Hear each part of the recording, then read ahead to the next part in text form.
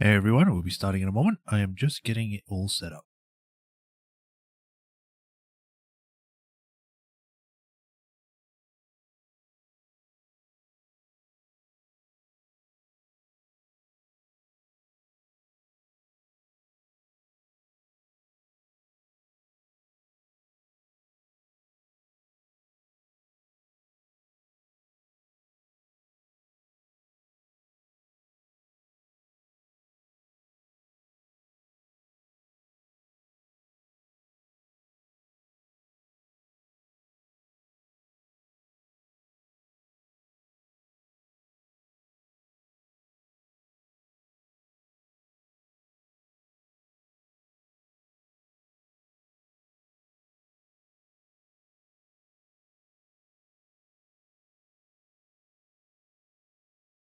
Okay, everything's done there.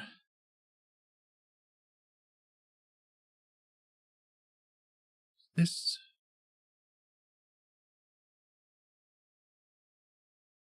Connection seems to be good. Voice is being picked up. I think we're good to go. So, hi everyone. Welcome to another stream of A Sturdy Investigations. This is our second time going through this.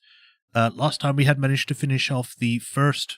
I say case, it's more episodes. So we managed to finish off the first episode. And we found out that the Beatles guy was the killer, but then we had another person. The second person that pointed a gun at us was actually someone else. And it could have been the Yatagarasu, which is Bird. But yeah, we're now going to go into the air with an airplane, and it is a prequel case. So, yeah, that's going to be interesting. Hey, Raffatron, welcome. Thought the title was something else? What do you mean? What do you mean by that? So that would be appropriate. This case is pretty good. That's cool. But yeah, we're going to be watching the intro again for this, because we did the preview last time. And we're going to see what we can get up to. So yeah, let's just get to it. I went to the wrong screen. There we go. Play. I am hoping that this time, the game that I don't have issues, because yesterday I had issues with the game causing, well, not this game, for oh, the background changed. That's cool. New items unlocked in the gallery. As I was saying, so yesterday I had issues with the with Ghost of Tsushima crashing my everything. So I'm hoping this time it won't do it, because it shouldn't really do it with this game. Everything's fine. Continue, I guess. Is this going to continue from the start, or is it...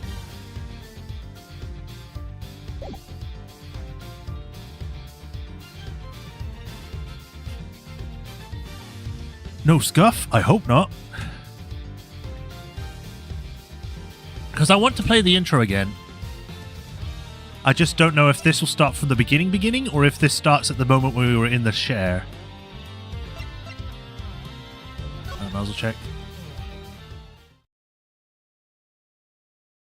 Oh, no, it starts here. Even though I told it not to save there.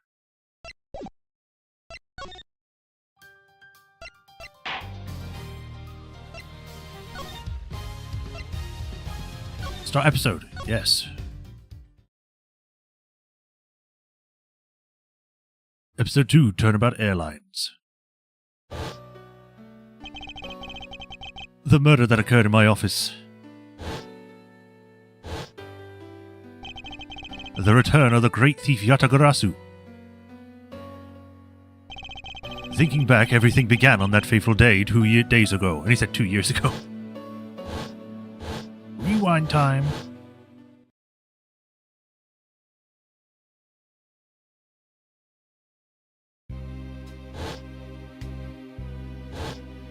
Whee.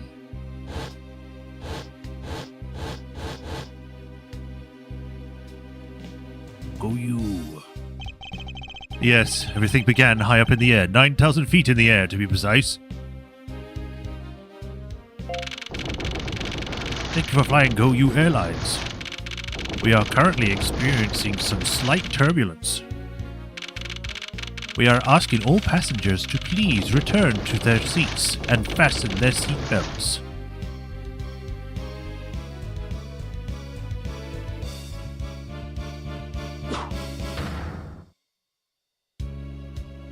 Oh.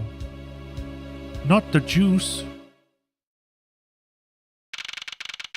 2 years ago, Miles Edgeworth's first loss, yeah. March 12th, 6:13 a.m. Flight G390, first floor lounge. Ugh. That's really well animated, actually.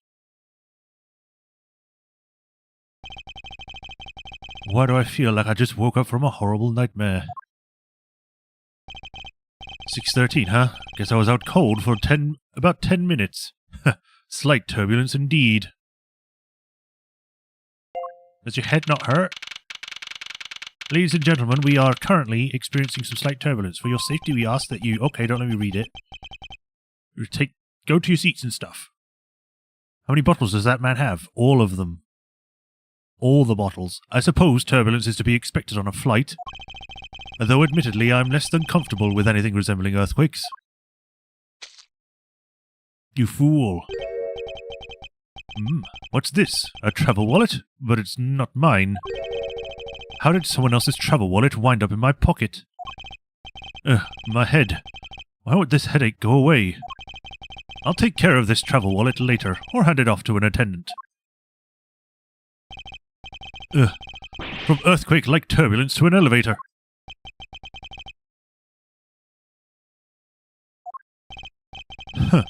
What am I doing hesitating like this? Actually, I know full well why I hesitate. It was when I was still young. I was caught up in a murder that happened in an elevator. But how long am I going to let my past haunt me? It's just an elevator. I'm a grown man now. I need to behave like one. I need to drink whiskey and do push-ups. What in the world happened? Is there something wrong, sir? I must ask that you please return to your seat. Eek! He's dead! Please, calm down. We mustn't jump to conclusions without all the facts. What's wrong? Did something happen? You murderer! What? No, you have it all wrong. It wasn't me.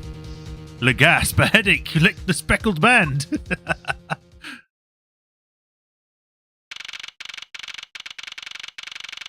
6:41 a.m. He's so angry. Everyone, I'm sorry to interrupt, but I have an important announcement. I am one of your flight attendants today, Rhoda Tenairo? Tenairo? How do you say that? Unfortunately, we have just had a minor accident on his flight. An accident? Don't treat us like we're stupid. I caught a glimpse and it was a murder. What murder? What's going on with this flight? Everyone please calm down. There's no reason to panic. This flight will stay on course and make its scheduled landing. We are still currently in the middle of a rough patch of turbulence, so until we are out of this area of turbulence, I ask that you please remain seated. But someone was killed, right? I mean, what about the killer? Let me off! Please, there is no need to feel threatened. Or else I'll crash the plane myself. We have already apprehended the culprit.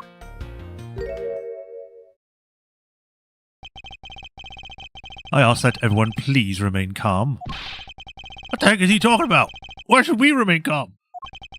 My name is Miles Edgeworth. I am a prosecutor and I assure you that I am not the killer.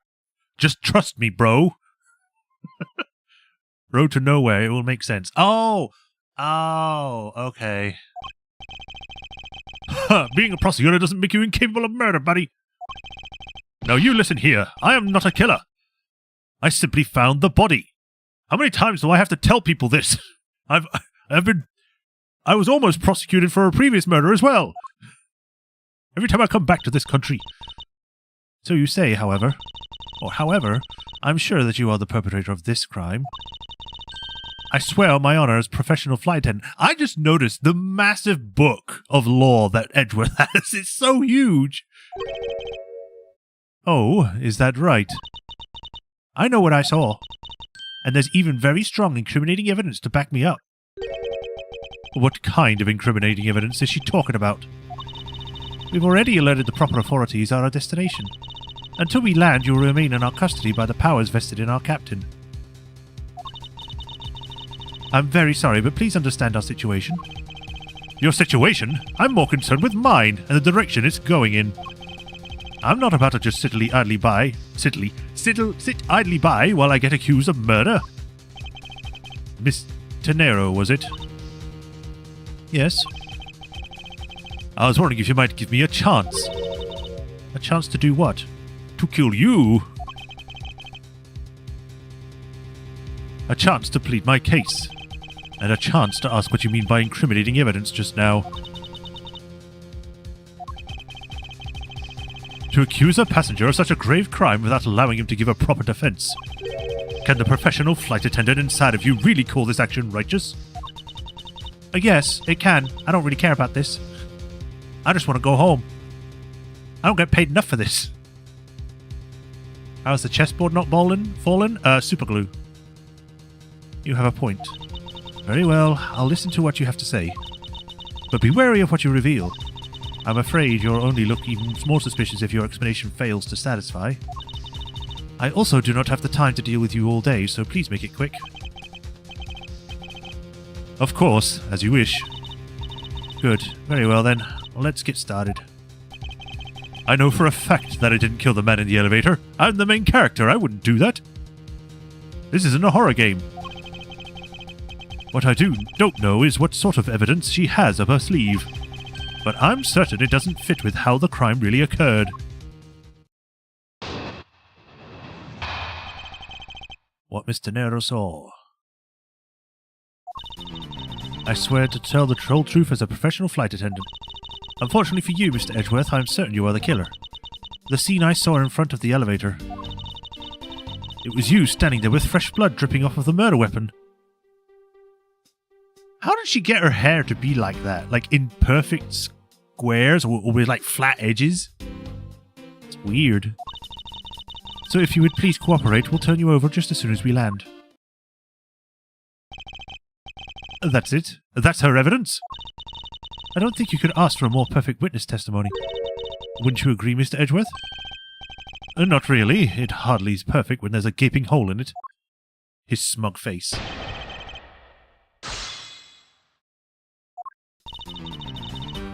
Hold it! Tell me, what exactly puts the pro in professional flight attendant for you? Well, it means we are very professional about how we take care of our passengers. Services like fetching papers and responding to calls are done with speed and accuracy. I can assure you that I give testimonies with the same level of professionalism. But I'm sure you already have realized that by now, right? It's a bit hard to appreciate your professionalism when I'm the one under suspicion. Weird this isn't just dialogue. Her head isn't an outlet, and that's her antenna. Oh, I guess. And there you have it. My professional testimony is accurate and reliable. Hold it! You certainly seem sure of yourself. Of course, a professional flight attendant can't afford to make mistakes after all. Perhaps, but you must admit there are a few who can look at murder with a clear mind. We attendants all go through extensive training and always calm and collected. That sounds like you when you're a flight attendant, you look at fake murders to make yourself numb to it. If it ever happens. We'll even calmly serve you coffee, if you so wish, as the plane makes a splashdown. I fail to see how that would be a calm and rational thing to do in emergency. Even with the bitter end, we are there to serve the passengers. That is the duty of all professional flight attendants. You certainly are confident. Anyway, shall we proceed? Return to your testimony. Hold it! Yes? Or what did you see in front of the elevator? That's what I was just about to tell you, Mr. Edgeworth. Framed by the elevator doors and bays and the light coming from within. Hold it! The murder weapon dripping with blood? Really now? I swear that was the grisly scene I saw before me. Thank goodness it wasn't a passenger who saw, or there'd be widespread panic by now. As I recall, you were quite panicked yourself at the time. Excuse me? You were scared enough to misread the situation and accuse me of murder. Nonsense. Professional flight attendants cannot afford to be that flustered. I witnessed the murder scene and now I'm listening to your defense, all with a smile. Apparently you also lie with a smile on your face. Hold it! I am not the culprit, and yet you would keep these restraints on me. Mr. Edgeworth, please try to understand what kind of situation you're in right now. And what exactly is my situation? I have the backing of the captain to keep you bound in this way. We are within our legal right to restrain anyone who might threaten our captain in mid-flight. In essence, you are in the same situation as someone who's been arrested by the police. Bless me. So I am to stay restrained until I can clear up all her doubts. At least I'm close. A mistake shines like the silver lining on a dark rain cloud. And I'm going to capture some of that light with evidence.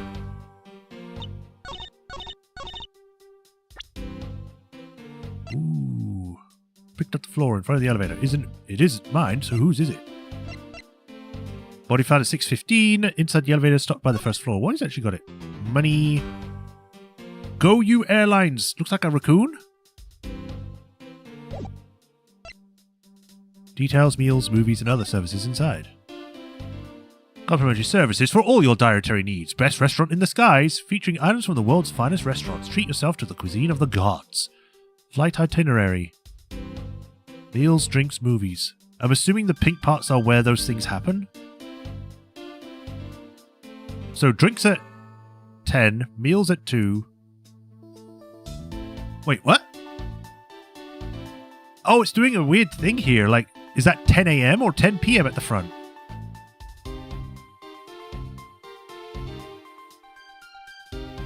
Weird.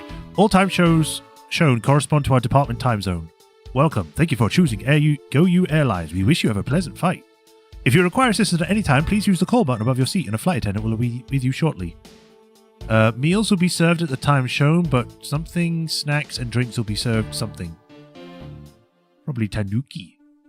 Go You. License to love, laugh, maim, and generous suspense, hard-boiled action. Runtime, 120 minutes. Okay.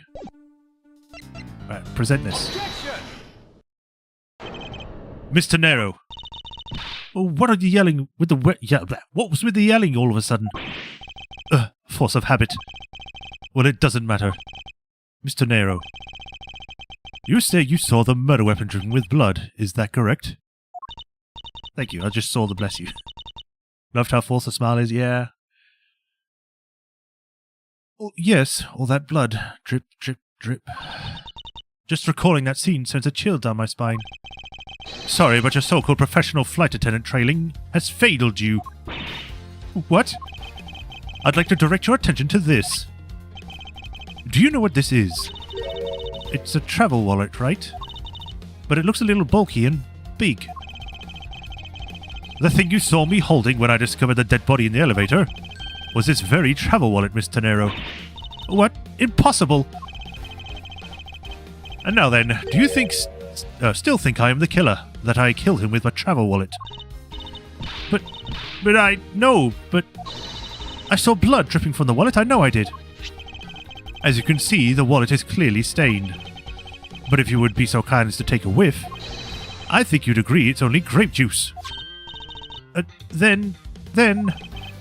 That's right, you mistook grape juice for blood. The murder weapon dripping with blood does not, in fact, exist. No! There, that should clear up the pesky accusation. Wait just a sec. That is... even a wallet could be deadly if it was wrapped around something heavy. I demand that you show me what was inside, please. She's trembling, and the tacked on please at the end. Sounds like I've got her. There's no need to look inside. Even you can tell from its appearance that it's light. No, I can't be sure of anything until I see the contents of that wallet for myself. She's a persistent one. I suppose we have no choice but to see what's inside. Mr. Nero, if you'd be so kind to open the wallet and check its contents for me. All right, I usually don't pry into passengers' belongings, but we have no choice here. Grape juice stains the outer cover. True, it was I who dropped it into the juice. However, I didn't do it out of ill intentions.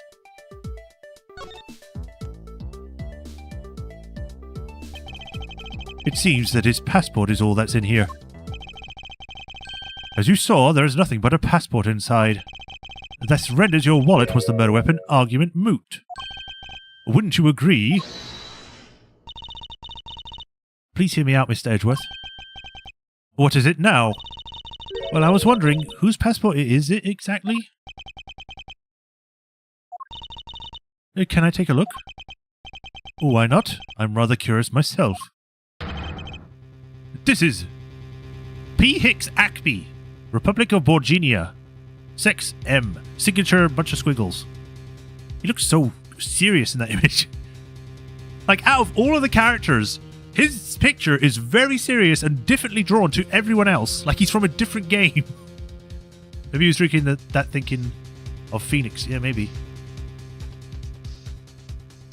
What's with all the bunch of numbers at the bottom? Just as I thought. This travel wallet belonged to Mr. Acme Hicks, which makes it the victim's property. Wallet data updated. There's a butter passport inside. You stole the victim's wallet, didn't you? How dare you? You said it yourself. You claimed to be holding the wallet in your hands when I found you. Yeah, because I found it. Perhaps I did misconstrue the wallet for the murder weapon, but it seemed that I wasn't wrong about who the culprit is. Mr. Nero's logic. P is the type.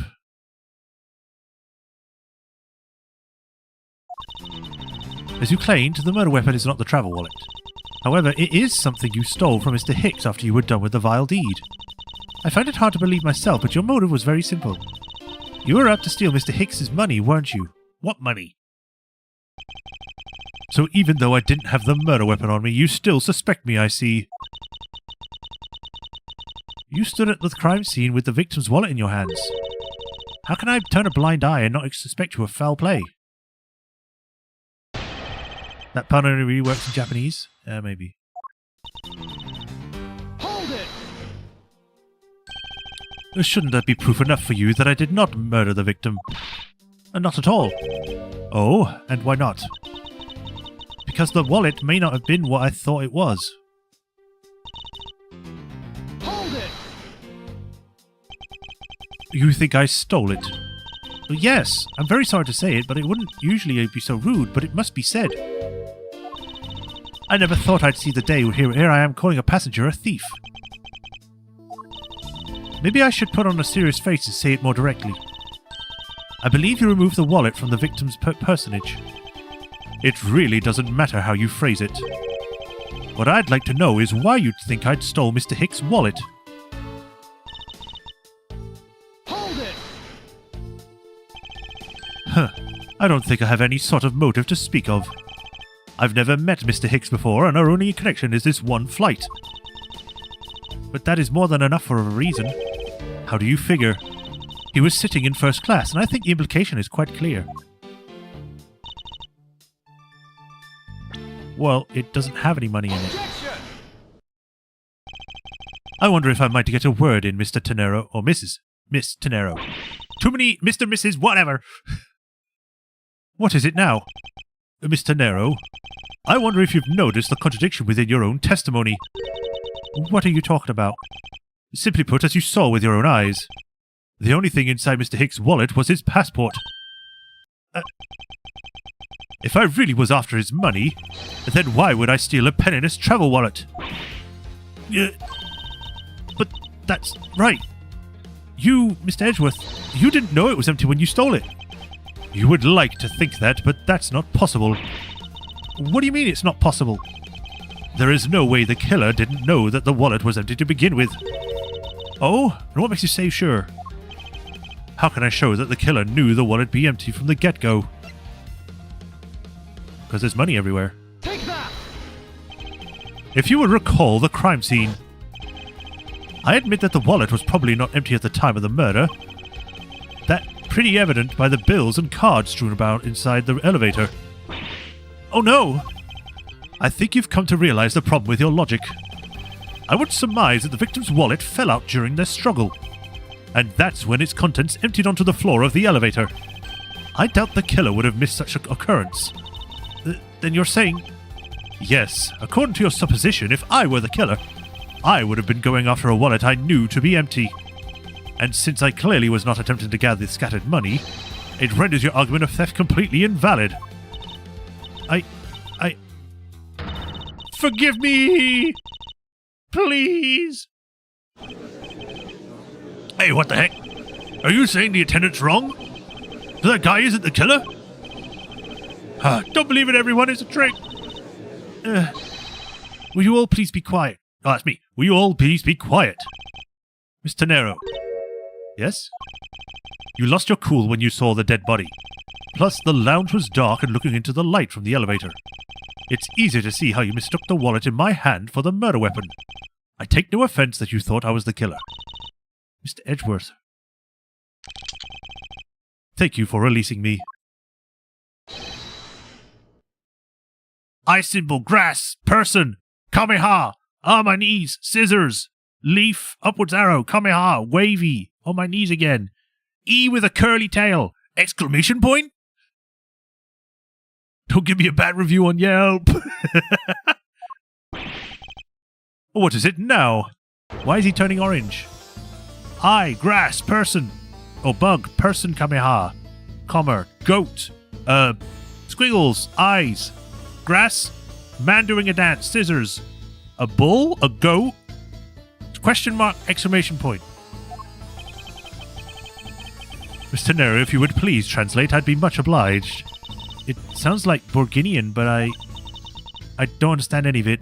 There's another attendant on this flight who... Okay. Well, they've given him some sort of Egyptian song, so... I don't know how to do Egyptian accent. I'll just give a random accent. I said that he is giving the runabout. I don't require an interpreter. I speak English as well, see? You, the attendant. Yes, sir? I want this person to be under arrest until we arrive at the airport. This is gonna hurt my voice talking like this. What's he doing to that statue? I'm sorry, sir, but what exactly are you hoping for? What is it you want? I'm finished talking to the likes of you. Please, I would like to hear what you would like me to be held under arrest until we land. You! How dare you try to waste my time? You were the one who stuck your nose into my affairs. I wanted to spend even at least one more second with my precious art. I have no time for other things. I know who you are. Oh, what you are. I see through you. Insolvent. Yes, I'm pretty sure that's how you say it in English. Well, I suppose. I should hope I'm not monetarily bankrupt, but I don't think that's what you mean. I'm sorry, but I don't think I caught your name. I'm Zinc LeBlanc II. I am a very wealthy man in Borginia. But I am not an ordinary rich man. I am an art dealer. I am a rich seller of babies. Beauty. Why did I say babies? He still has that animation. Still highly racist. Mr. LeBlanc, what did you mean just now? Pardon? When you said that Mr. Edgeworth was giving me the runabout. I have to explain? Unbelievable. I will say it once more and only once. I do not have even a second time to waste. Time is money, as they say. Yes, and you should continue to blather on. I saw it. Yes, I did. I saw the victim go onto the elevator. Going down to the lounge. Aim at the shirt. It was exactly at 6 o'clock. Does he give the chair to his paw?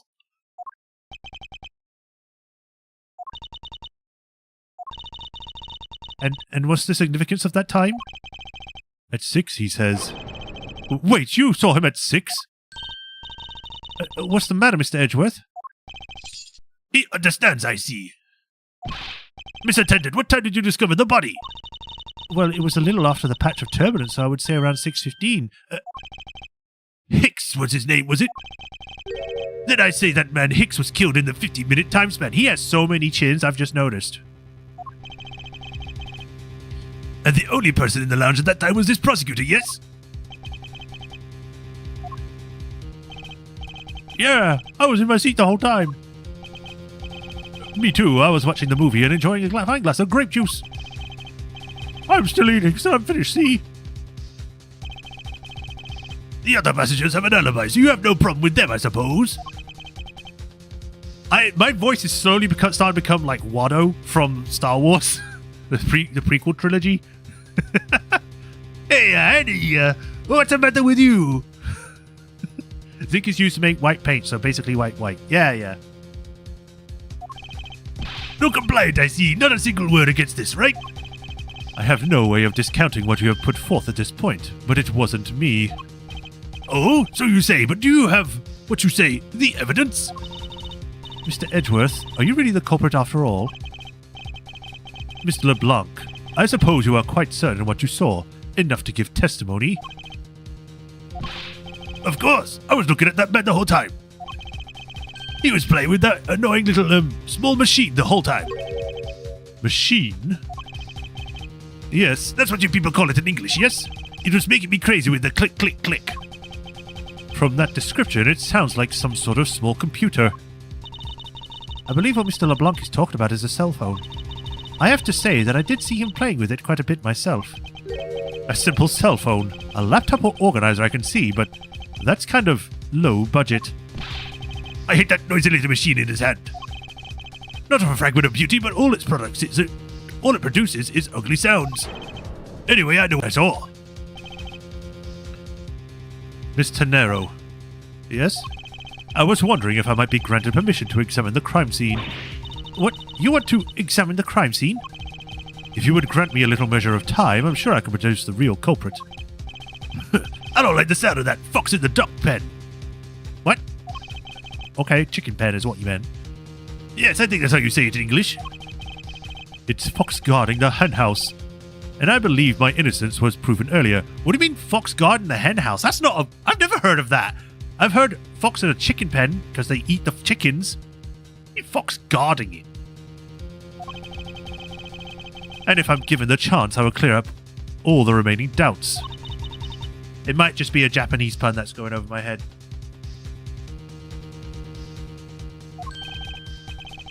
Mr. Nero, if you wait until we arrive, there is a good chance that some evidence will have been destroyed by then. Just making me Eastern European, he's from Borginia, like the defendant from Serenade. Oh god, I'm gonna have to remember how I did that voice. Fox in a chicken coop also? Yeah.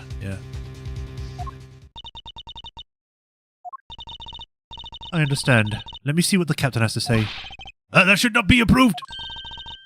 Please, Mr. LeBlanc. It is an emergency. All decisions are to be made by the captain alone. Now please wait here while I go ask the captain what to do. I'll be right back. You are not planning to erase evidence. You are doing your investigation, yes? Of course not. We will see. I might need to change his voice because it's starting to hurt my throat. Mr. Edgeworth, would you have the captain's permission to investigate the crime scene? Ooh. Right, I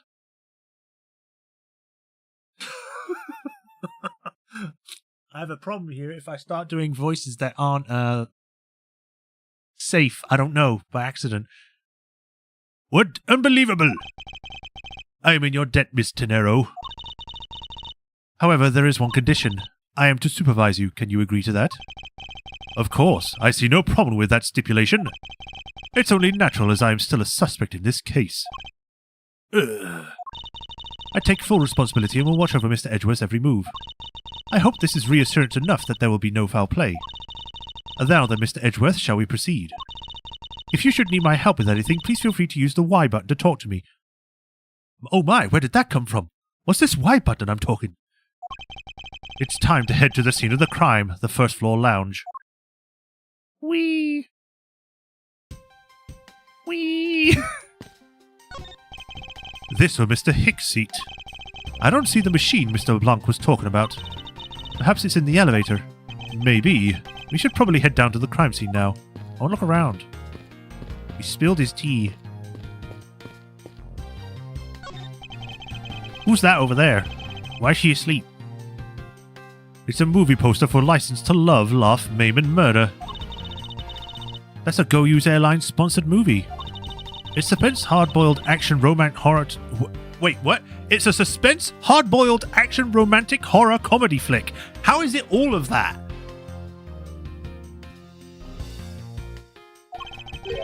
Is that the genre listing for this thing? Yes, it's a movie that can be enjoyed by anyone because it encompasses all those genres. It's like game developers trying to make their game open to everyone, and then it just ruins the game. I can't even begin to imagine what the plot would be. But you have to admit it has piqued your curiosity, hasn't it? I heard the main strategy with this genre listing was to make people curious. Oh well then, consider the mission a successful one. Look at him, so angry. It looks like he's got guns, like he's trying to imitate he's got guns in his hand. He's going bap, bap, bap, bap, bap, bap. Hurry up and investigate. Their time should not be wasted. Precious is human time is how they say it, I believe. It's my seat. Unfortunately, I didn't bring anything particularly useful for an investigation. It's not as if I'm constantly prepared for such an occur. You're not, Phoenix. Ah, that's right. I was in the middle of recreating a chess game. Just an observation, but aren't too many red knights around that lone blue pawn? Nonsense. It simply shows that the blue pawn is no match for the red knight's might. He's so hung up on Phoenix that he's making chess games about it.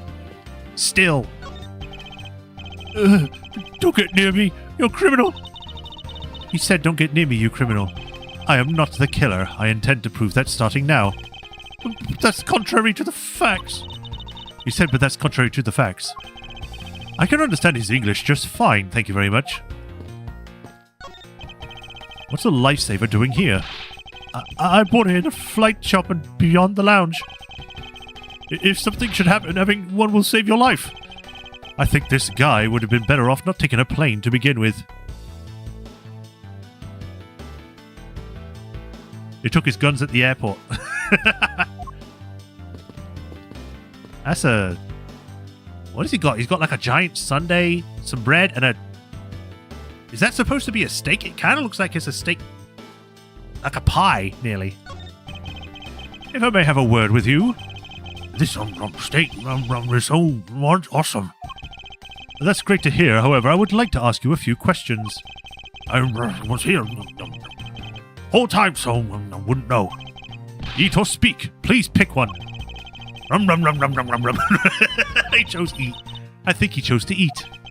Yes, I can hear that. Hey, miss, how about another glass? Excuse me, but I was wondering if you know anything about the murder. How about it? How about a glass together? Sorry, but I must decline. I wasn't talking to you, I was talking to the cute attendant. I'm sorry, but I'm on the clock right now. But if you need a refill, I'll be happy to bring you another glass at any time. You got it, Toots. Immediately, I don't like this guy. I think everyone doesn't like this guy at that. That's no way to talk to a lady. This also in the 1980s.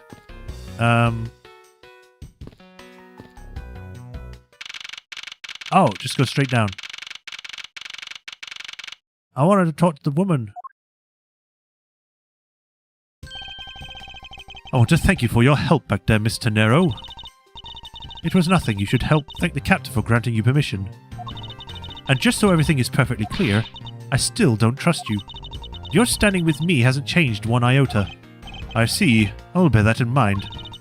I received an order from the captain earlier. He wanted you to know that we reserve the right to stop your investigation if you feel you're not making progress. And when we do, he asks that you please return to your seat at that time. So my time runs out at his crew's discretion, does it? I have to find a way to discredit Mr. LeBlanc's testimony before time's up. I understand. By the way, is there any place you can think of where the killer might hide on board? I don't think so. After every first-class passenger was accounted for at his or her seat, we made a thorough search of the plane. As for business and economy class, no one can move between those two classes and first class without a staff key card. That guy is the most memorable part. And we found no record of a keycard being used at all. Which means that I have the first-class killer on my hands. At least I know that much for sure. And one other thing. No one else has been allowed near this crime scene since the murder was discovered either. Ooh. Now then, let's get started. But where should we start from? Let's start with Mr. LeBlanc's statement. The crime occurred between 6 a.m. and 6:15 a.m. During that interval, the only person in the lounge was myself, which would make me the prime suspect. However, since I did not kill Mr. Hicks, it means that the killer was around somewhere. But clues points to where the killer would have been. Why does he need so much alcohol? I don't know. If we are to believe what you say is true, then yes. The first order of business will be to gather information to win your trust. Right, I'm gonna go back upstairs. Oh man, I can't go back up. I want to talk to the lady up there. Ugh. These bottles and glasses must have been broken by the turbulence. There is quite a bit of broken glass here. Please be careful when passing through the area. Thank you very much for the warning, Mr. Edgeworth. However, no matter how kind you are towards me, know that it does not clear up any suspicions I have about you. I wasn't warning you for the sake of clearing my name. This door leads to the flight attendant's room, but please understand that it's off limits to unauthorized personnel. The room is giving off the scent of woman's perfume. One would think the perfume would smell great, however to me it simply smells. Not that I have any interest in what lies behind this door. Perhaps we should return to the investigation, Mr. Edgeworth. Mr. Edgeworth? Sorry, I spaced out for a second there. This grand piano is the pride of this plane. It can play the music of whatever CD we insert into a CD drive. But that's not a piano, it's more like an overgrown music box. But its key depresses along with the music as though there really is someone playing it. Some people have entirely too much money to waste on overly complex toys. These counter windows offer a glimpse of the sky, but these clouds, they tell me nothing. Mr. Edgeworth, you look like you're talking to the clouds? Is that so? Then tell me, what do you suppose I said to them? I don't know, but it looked like a rather one-sided conversation. The clouds, they tell me nothing. Curse you. Who or what is this? This is a bronze statue of the founder of Go You Airlines, Mr. Ugo Hughes. The one on the left is when he was in his 40s, and the other is him on his 80s. He looked exactly the same. Did the man age at all over those 4 decades? Maybe I need to squint more. This toppled over chair is another victim of the turbulence. No! Look at all that grape juice staining the back! It may not look it, but this chair was extremely valuable. It was? Yes, it was used when the Rocker Pals came to tour this plane. You could reset? I don't know, it sounds like a lot of effort just to speak to one person. So, it's fine. It just sucks. The Rocker Pals leader sat at this very chair. I'm sorry, but what are these Rocker Pals? I can't believe you've never heard of them. They're all the rage. The Rocker Pals are an extremely popular international band. They added the Pals part as they became more popular, especially among teens. That explains it. I'm not really one for the music of today. Maybe I should just ask Detective Gumshoe about them later. On second thought, I can already see how confusing the conversation would get. What if it was actually, you know... I've already forgotten his name. Rockerman! Is it... Hair right, you know. Is that... Yeah, dude. I've already forgotten his name. It's been too long. Glasses and candles thrown about into disarray by the turbulence. It's been a while since we've seen a mess this big. It's terribly embarrassing, but I thought it was an earthquake for a second. And I frankly started searching for gas valves to shut off. I guess the shaking of the plane was bad enough to be mistaken for a real earthquake. Not that I would know, since I was unconscious for most of it. The in-flight shop is just beyond these shutters. You have a shop? In an airplane. We don't have permission to open them, so I'm afraid I must leave them closed. There must still be clues around here in this lounge. I must remain ever vigilant. Clavier. Yeah, there we go. There's some spilled grape juice in front of the elevator. I assume it was spilled during the turbulence. Oh, we must clean that up or someone might get hurt. Aha! What is it, Mr. Edgeworth? I've found some very important evidence. What is the very important evidence in this scene? Probably this. Take that! What is it? They're a little smudged, but I think we can both agree they are set of footprints.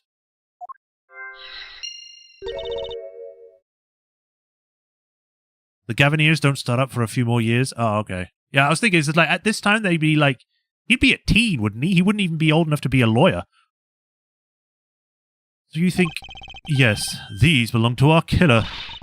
Oh, then maybe we should check the shoe sizes of everyone in first class. I don't think that'll be any help to us. Unfortunately, the prints are too smudged, which will make it hard to get a definitive match. They don't look smudged to me, they look perfect. Oh, I see. Unless it was Puss in Boots. There's a cat on board. What floor does this elevator service? Only the first and second, although it can also go down to the cargo hold. However, that requires a flight crew keycard. So, the only floors accessible to the passengers are the first and second. Huh? I won't rest until I've inspected every suspicious-looking nook and cranny. He was hit in the back of the head. I doubt anyone was expecting to find a dead body in an elevator this flight. Francisco was a lawyer at 13. I mean, yeah. I doubt anyone was expecting to find... Oh, I read this. So Mr. Hicks, he's really dead? Yes. She's trembling, although I can't fault her for that when there's a corpse right there. Mr. Hicks, if you're really dead, then please answer yes. I see she's over the trembling now, although a new symptom seems to have appeared.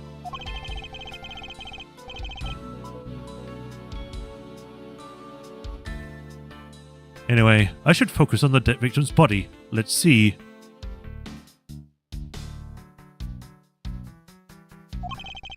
There's blood on the back of Mr. Hicks' head. Could this be the cause of death? He appears to have been struck very hard. Even his glasses are broken. Were they broken during his murder? Whee! I wonder what was hanging on his lanyard. Something's missing from this picture. Now if I could just put my finger on it. There's something sticking out of his pocket. I hope you won't mind if I take a look at what's inside. You think that the Gavins changed their names to sound more European since they're Europhiles? Maybe. It's a picture. It looks like it was taken inside a building somewhere. He just looks so tired, man. Okay, so his phone was hanging from his lanyard. I thought it'd be his travel wallet, but I guess it's whatever.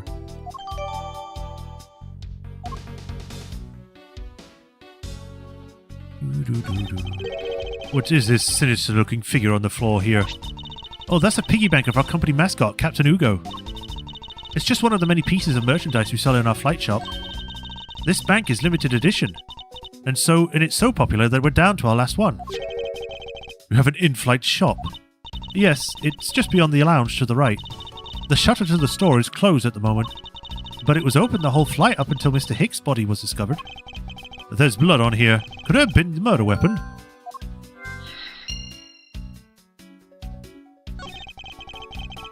Cristiano Cameron. Money is strewn all over the floor of the elevator. I would guess it was all in Hicks's wallet at some point. There's no grape juice residue on the soles of his shoes, making it highly unlikely that Mr. Hicks entered the elevator after the turbulence.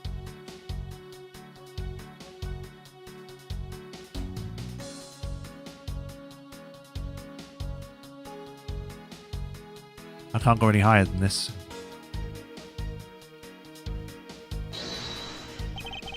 Is this spot somehow connected to any of the evidence I hold? Eureka! Mr. Hicks' machine is nowhere to be found. His machine? His cell phone, Mr. Nero. Ah, so I guess it's because it's not here. Yes, I think we can safely deduce that the killer took it. The victim supposedly had one, but it's gone missing. Did the killer take it? That actually looks more like a smartphone than a cell phone. Because it's literally just a square. Well, then again, they did look like that. I had a phone like that. I had a lot of phones. Well, I say a lot. It's more like 4. I think that's everything we can get from here because there's no more deduce option.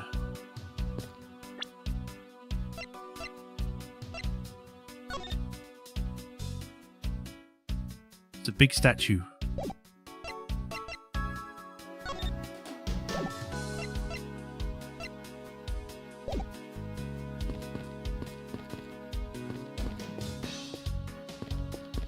Everything has a tick on it so far.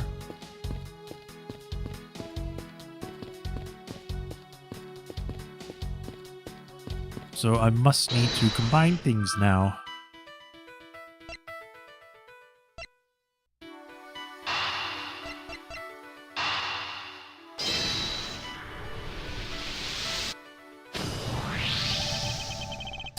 A statue with blood on it lying next to the body of a man who was beaten to death. Remember, this game was released in 2009. Yeah, I can tell. The sound effects are literally from the old games. Oh, Mr. Edgeworth, I think I figured something out. Yes, what is it? The way the blood is on this, it looks like it matches up with the wound on his head. Well, aren't we deserving of the Master of the Obvious title? Well, what do you think, Mr. Edgeworth? Don't you think that's worth investigating? It would appear that this figurine is our murder weapon. Oh, I just knew it. I mean, I can't think of any other connection. Perhaps Mr. Oblivious, or Master of the Oblivious, would be more befitting. Ooh.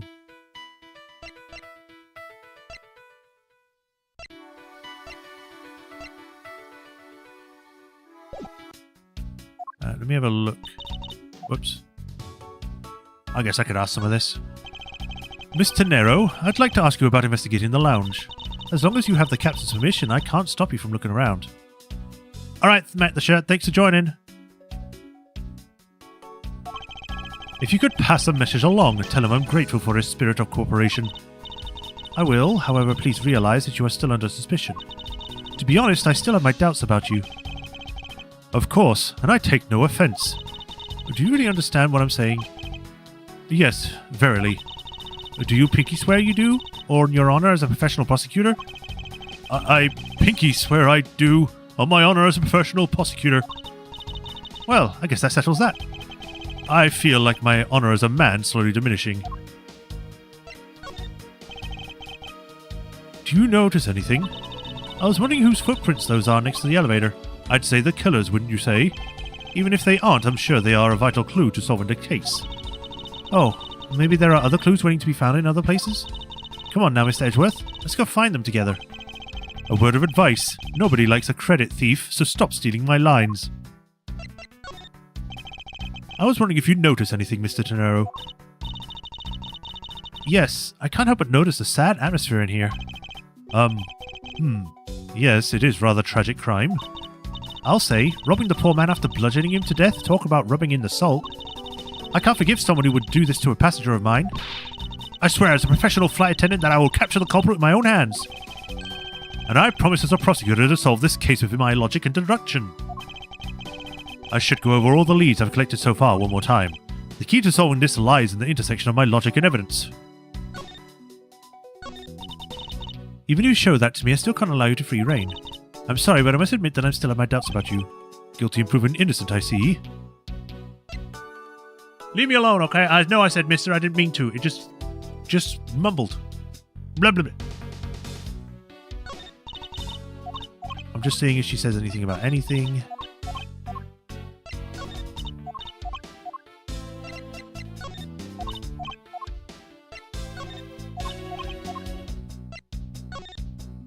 Oh yeah, you can actually look at it. It says Go You Airlines. You know I've seen it occur a lot recently and it's been bothering me greatly. But why do some brands think it's acceptable to simply smash two words together and call it a day? The blood. There is some blood on one of the corners. Could this piggy bank be the murder weapon? Does the base come out? Ooh. I suppose this is where you insert your coins. I have to say, for a piggy bank, it's made rather well. So well, in fact, I'm not sure there is a way to take your money out. Maybe you screw the head off? Because I thought the base would come off, but it looks pretty stuck on.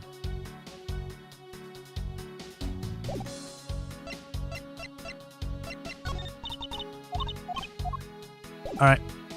Let us see about logic. Did Edwards just tell you to deduce? Yes.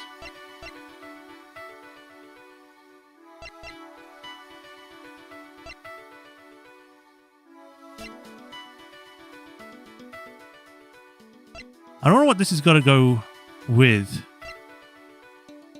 There is some spilled grape juice on the floor in front of the elevator. What clues point to where the killer could have been? The victim's body was found inside the elevator that connects the first and second floor.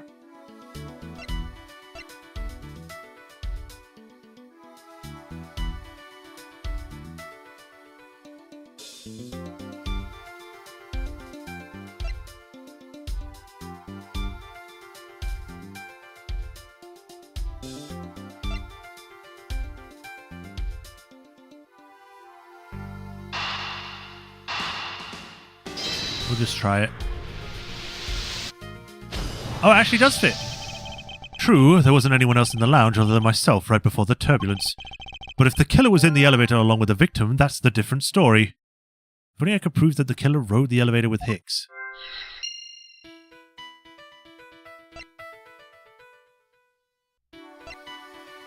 I mean, maybe these two? Although this would also make sense.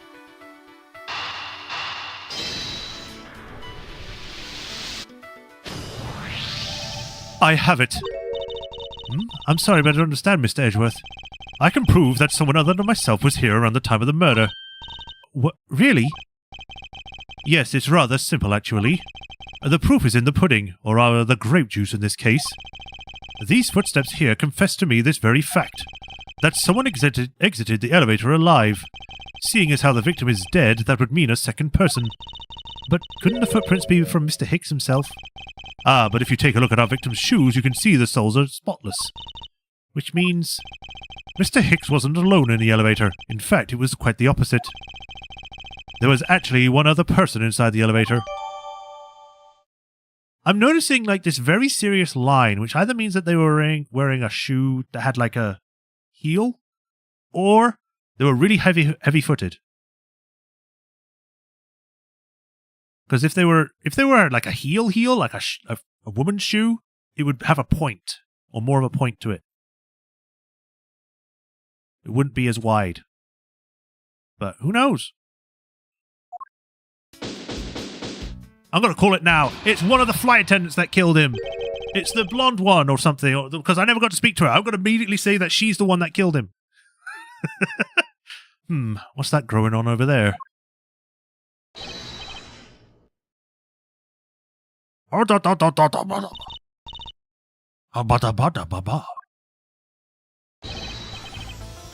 Unforgivable! This is unforgivable!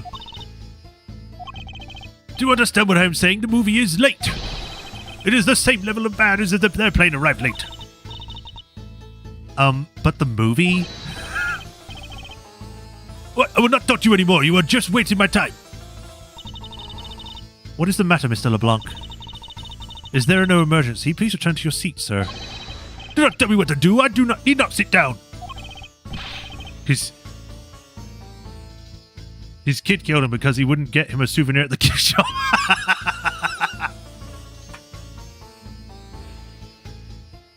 Well, Mr. Prosecutor, did you prove you are innocent yet? If you would like, I will prove my innocence to you right now. What nonsense! Are you saying my eyewitness testimony is mistaken? Not mistaken, merely that there is room for doubt. I'd be most honored if you could please tell me what you saw in detail once more. Fine, suit yourself. And again, he's trying to shoot me. What I saw. I'm certain I saw Mr. Hicks enter that elevator. It was when the needle was in my pocket, which pointed to the 6 and 12. She's full on Valley Girl? Okay, so I did do the right voice for her then. That body was discovered 15 minutes after that in the lounge, yes? But then you were the only person in the lounge at that time. Must be the criminal. Mr. LeBlanc's conclusions seemed to make logical sense. After all, the only person in the lounge at the supposed time of the murder was me. So, my eyewitness testimony. If you think you can destroy it, then come let me see. Hurry. Do I look like a man who has having the time to wait for you? Why is he so irritated? I'm the one accused of murder here. Anyway, I must find a way to discredit Mr. LeBlanc's account somehow, and fast. You can never just talk to someone in this case. Everyone's going to have a problem. Hold it! Very sleepy, Valley Girl, but yes. Mr. LeBlanc, were you able to get a look at the inside of the elevator at that time? Did I sneeze? Oh, thank you. I don't even think I sneezed. I thought I coughed. Of course, I saw what was inside. And you were sure that the victim was in the elevator alone? Yes, the only person inside was that Mr. Hicks man. That last outburst is a bit too important to let go. There's only one person inside, that was Mr. Hicks's man.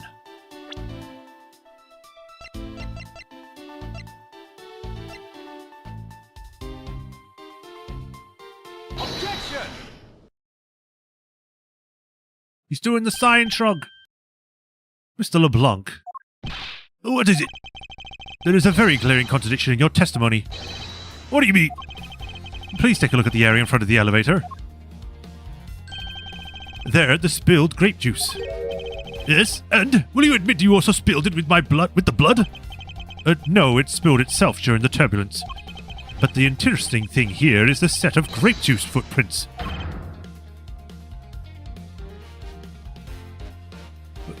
Footprints? Yes, the ones that lead from within the elevator out into the lounge itself. It's evidence that proves that someone other than Mr. Hicks exited the elevator alive. There must have been another person in the elevator with Mr. Hicks. Now then, I'm done playing games. Why don't you tell us the truth?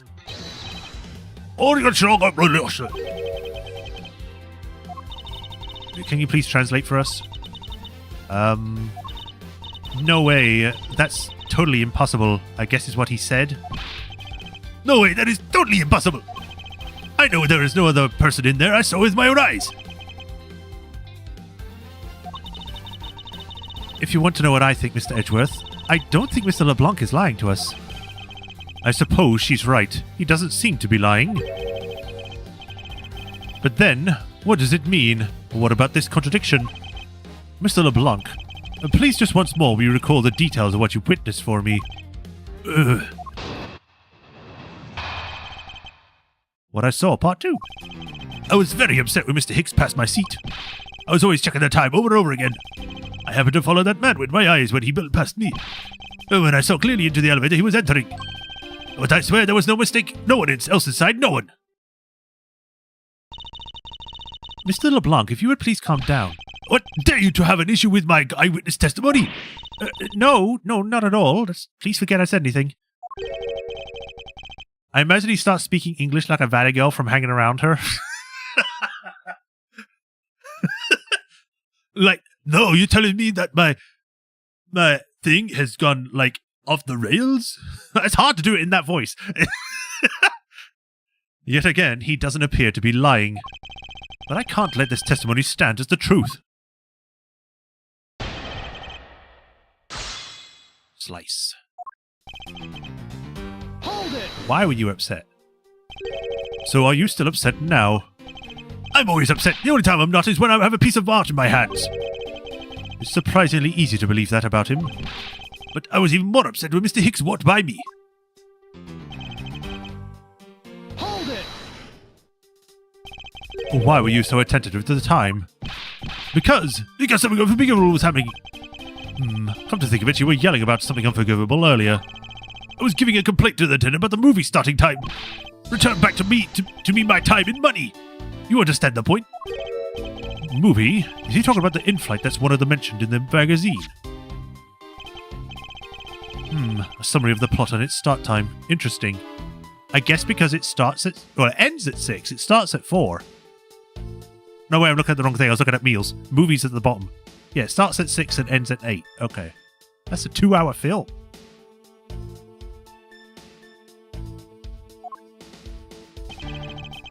It was supposed to show License to Love, Laugh, Maim and Murder. I cannot see that movie in my country. You can only see it in international flights. I looked forward greatly to that movie. I checked my pocket watch whenever possible so I would not miss it. I even set my pocket watch to the destination time when I came on board. So my watch is not wrong, it matched the schedule. But the movie was still late, very, very late. Hold it! Your pocket watch. I'd like to ask you a little more about it if that's alright. The movie I wanted to see would not start, so I checked my pocket watch many times. Hold it! So this movie you mentioned, is it the one listed in the Sky magazine? Yes! I was so looking forward to watching the License to Love, Laugh, Maim and Murder. Mr. Nero, was the movie shown on this flight? Yes, it was shown at the scheduled time. Isn't it possible you simply slept through it by accident? Nonsense, you doubt me! No, now stop pointing at me like that. Put down the finger gun.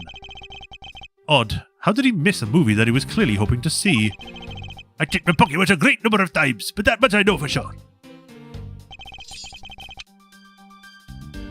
Hold it! You're sure about what you just testified, Mr. LeBlanc? Yes, of course. I'm a very busy man. I'm immediately busy when I land. I have many places to go. No time to waste on adjusting my pocket watch. I see. That was a very valuable statement you just said. Huh.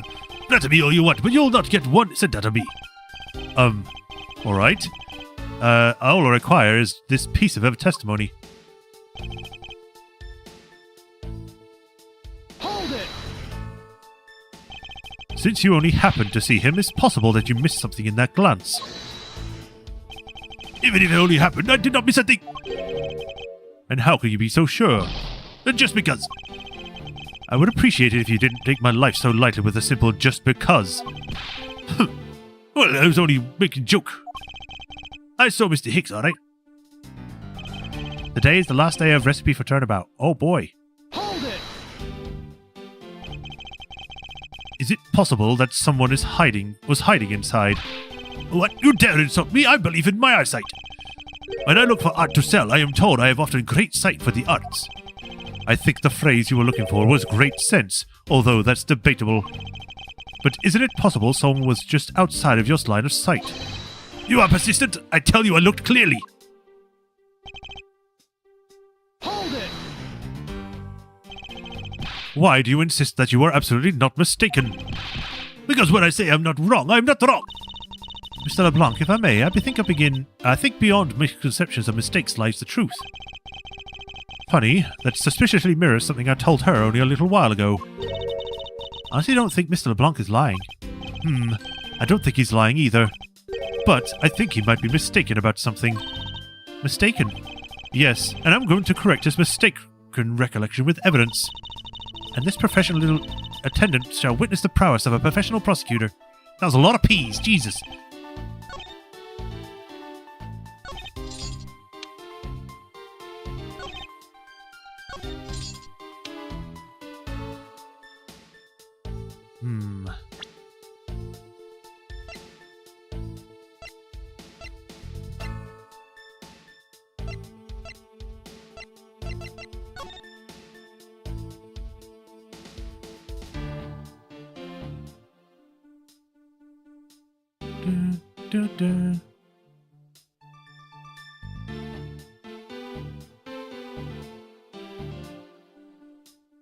I'm trying to think.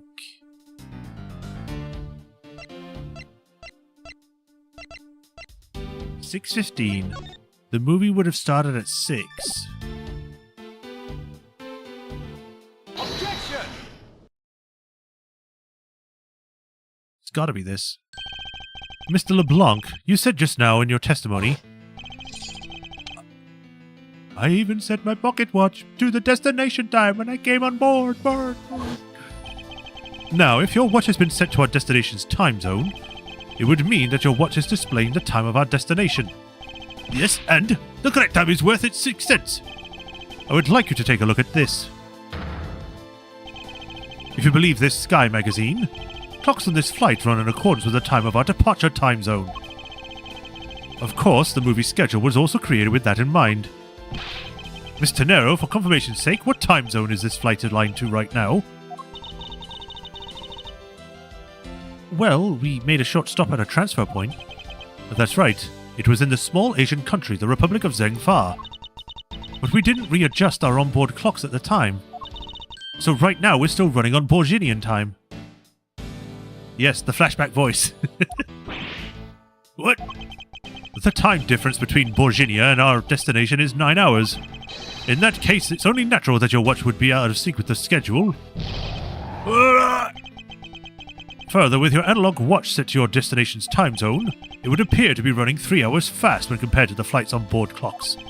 It also changes everything about your testimony, and you can bet 1,000,000 cents on that.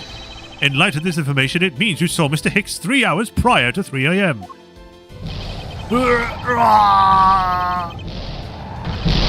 My 1,000,000 cents! This should clear up all the remaining accusations. So this basically widens the time frame of the time of death, right? Yes, because Mr. LeBlanc saw the victim enter the elevator at 3 a.m. It means that the time of death could be anywhere from 3 to 6:15. She was about to fall over there. The question now is where Mr. Hicks during that span of time Where was Mr. Hicks at that time, and what was he doing? I've got something to say. And you are? Oh. I'm Cammy Millie? I'm a flight attendant. And what is it you wish to say? Well, I think your story's a little different from how I remember it. What do you mean, Cammy? I saw Mr. Hicks sitting in his seat at 5 a.m., you know. What? How can you be so sure of the time? Oh, that's right. He pushed his call button while we were parked at the transfer point. At the stop, we made for refueling and cargo transfer in Zhengfa, correct? Message from Captain Ugo. This flight will be making a brief stop to refuel and transfer cargo in the Republic of Zhengfa between 4 and 5 a.m. We ask that all passengers remain on board at that time. Thank you for your cooperation. Superb class juice! To 10 of our lucky readers. They really are trying to push that it's not alcohol. Just make it alcohol. Chamomile makes you sleepy. I suppose, yeah. Who puts this in a book, in a booklet? You don't usually have that. You usually just have it on like an intercom saying, we're going to be stopping our flight very soon, passengers. We're going to be arriving at Zhengfa in order to refuel. We'll stop there for about an hour and then we'll head out again. Have a nice rest of the flight. You know. Although I've never been on an airplane for a while. Like the last time I was on an airplane, I was like 8. So...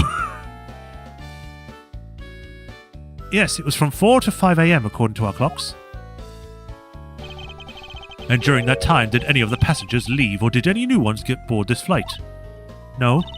And not a single person got off on in Zhengfa. What about the flight crew? The few who were handling the cargo transfers might have temporarily gotten on or off. But eventually everyone, including Cammy and myself, came back to the plane. So basically, I can assume that no one left or got on us since our initial takeoff. Interesting. I should keep that in mind.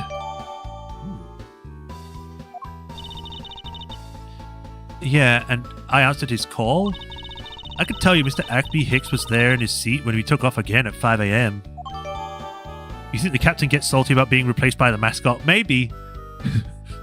Damn it, I put all my years of training into trying to fly these planes, and a damn raccoon got my job as a freaking mascot. I hate him. Mr. Axby Hick was in his seat when he took off again at 5 a.m. Alright, then that puts the time of murder between 5 and 6:15. Okay, now, what time did you come aboard down to the lounge, Mr. Edgeworth? I remember coming down here almost as soon as we left the Republic of Zhengfa. You were here the whole time from 5, yes? Then you are the only one who could have been the killer. Mr. Edgeworth, were you really here in this lounge the entire time from 5 a.m. onwards? Unfortunately, yes. But then how do we explain the footprints? Is it not obvious? This man waited for Hicks in his lounge, waited to kill him, and then he put the corpse into the elevator. That is when the turbulence happened. My eyewitness testimony may have been mistaken. One time I saw Mr. Hicks enter the elevator on the second floor does not matter, because the entire incident concluded here in this lounge. Everything happened in this lounge? Is that what you really believe, Mr. LeBlanc? What do you have another idea? I simply feel that there is something out of place in the scenario you presented. Is there something that can tie this crime to a location other than this lounge?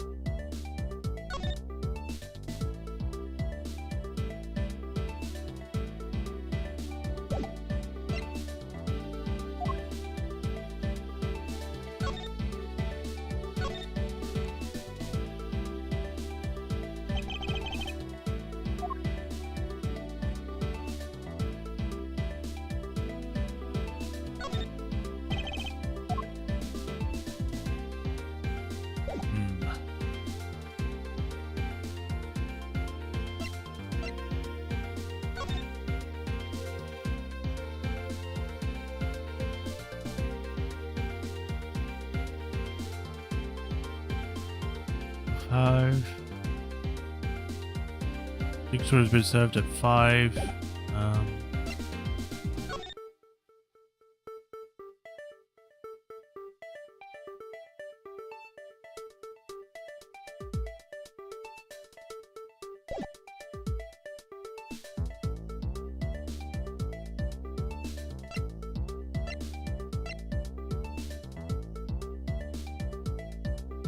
I mean, I guess this would, because this is gotten from the flight shop. Take that! The murder weapon. This little piggy bank is sold at the in-flight shop. It is sold there and only there. It is not displayed here in this lounge. How then did I find its way here? Don't you find that a tiny bit suspicious? Such a trivial point. It only means you were repaired it, taking it from the shop first before coming here. It doesn't prove you innocent at all. Is there no way to win this with this man? If I may. What is it? You see, well, it's just Mr. Edgeworth says. Oh, and why do you know this as well? Well, it's just that the piggy bank was there in the shop. I saw it in my own eyes. And when was this? It was maybe around 5:40 a.m. Isn't that just before with that patch of turbulence? That's right. You were in the shop just before the turbulence? Yes, I was. Come to think of it, Mr. Nero, when I found the body, I believe you came out of that door. Yes, I did. And what is beyond that door? That's the flight attendant's room. That you were in the first floor? Yes. I had to do something at the shop and then the flight attendant's room. So I went to the shop first and then to the flight attendant's room. Are you saying you passed by me at some point? Yes, you seemed really into the issue of Sky magazine you were reading at the time. I don't suppose you noticed me walking by. I vaguely recall someone walking by, but I didn't take notice of who it was. I was too interested in reading a flight manual or something. What? Anyway, the piggy bank was definitely there at the shop when I went there. Why did you go to the shop in the first place? I went there for work-related matter. Work, you say? Yes, the upkeep of the shop is also one of my responsibilities. How did you not say anything about that until now, is what I want to know. In any case, I believe it's clear that the shop needs to be investigated as well. Shall we head over there, then? What is it now? Aren't you, forgetting something, Mr. Rhoda? Or Miss Rhoda? Don't you need the captain's permission to check the shop? No, I haven't forgotten. But I have already asked him for permission to search the entire plane. So I think we're alright. Huh? That's weird. What is? Well, I just, talked to the captain, see? And he said that he didn't give you permission to do anything like that at all. What is the meaning of this, Mr. Nero? It means she's lying. Go on, admit it, that you are. You said you had permission to search all over, but you don't, and yet here you are. You flight attendant, what are you trying to do? Pull the sheep over us? The captain's calling for you, Miss Rhoda. Oh, but don't worry. I already got permission to search the shop for the captain. See, unlike you, I do things the right way. Miss Tenero, why would you do such a thing? Please excuse me. It looks like I get to be in charge now. Please go back to your seat, Mr. LeBlanc. Now then, Mr. Edgeworth. If you would like follow me, I'll be your guide from now on. There's something about Miss Tenero that has piqued my curiosity. But right now, investigating the in-flight shop is my top priority. If you had any more buttons undone, you'd pretty much not be wearing that. Ugh, I am really mad. You had better hurry and bring me some evidence. If you could just wait a little longer while we look into the shop. Don't number the birds before they are born. Don't number the... Oh, what? I have no idea what he's trying to say. He's trying to say don't count your chickens before they hatch. Don't count your chickens... that's literally what I said! Yeah, perhaps. All I ask is it for your patience and cooperation. Miss Millie, about investigating the in-flight shop. You're of no use to me asleep. Wake up! What's up? I need you to come with me to search the shop. On ahead without me. I'll catch up with you later. How has this woman not been fired yet? Because she's hot? I don't know. These bottles and glasses must be broken by the turbulence. There's quite a bit of broken glass here. Please be careful when passing through the area. Huh? Did you, say something? I said that there is glass here and to be careful. But why? Obviously, common sense does not register even as a blip on this girl's radar. Mr. Edgeworth, that's the attendance room. Please excuse me, it was simply a mistake. You made a mistake, did you? Why don't you just come out and say it? That's exactly what I just said. I made a small mistake. Don't nod off while I'm talking. I can look at new things. New copies of Sky Magazine in the magazine rack. The special this month is an English trivia quiz. Of course, I've never uttered a single grammatically incorrect sentence in my life. Okay. What is it? What are you looking at me for? Hurry up and do your investigating. I don't believe in this making haste slowly saying you have an English. That's not Edgeworth saying this. A piano. It's been a while since I played one of these. It might not be a bad idea to brush up a bit after all that time. Of course, that's contingent on the outcome of this case. It's time to get investigating. There's something written on this pedestal. Here lies Hugo Hughes. I don't think that's what they meant to write. The top of a chair, yet another victim of the turbulence. There's something written on the back, in honor of Rockapal's Day. I have the distinct impression that this chair has nothing to do with the case. Already checked the area, but it never hurts to take another look. Find a dead body in the elevator. I guess it's just retreading the same things. Glasses and candles thrown around in disarray by the turbulence. Seeing this reminds me a lot of the ferocity lost patch and of... No, I can't do this anymore. I've overcome that already. I won't let past traumas control me for the rest of my life. That's interesting. The door's just open. Usually do like a fade, but I guess they can just make it happen. 50% off sale! They have Matryoshka dolls? Huh. Those travel bags are gaudy as hell. What the hell? 8:32 a.m. So this is the flight shop. It's quite a mess in here. You think? Guess I'll have to clean things up then. Teehee. She's so tired. She's so tired that she laughs tiredly. She's like, ha ha ha. Hold on. You can't clean up a potential crime scene. Oh, thank goodness. I hate cleaning so much. I mustn't rush things in here. I must remain cool and calm and collected. Because this piggy bank was left at the crime scene. There is a very good chance that the killer had paid this place a visit. Woo! On the world's ugliest suitcase. She's just staring straight at us. I don't know much about the shop, but you can still ask me about whatever. You notice anything? So what do you think about what's happened regarding this case? Oh, I don't know. I think you're the killer, though, Mr. Edgeworth. I can assure you that I'm here in the shop to prove the opposite. She's got no face. She's turned into it. Yeah, but it was me that got you the permission to look around. You know? So don't forget that, okay? How am I supposed to thank you properly if you insist on falling asleep?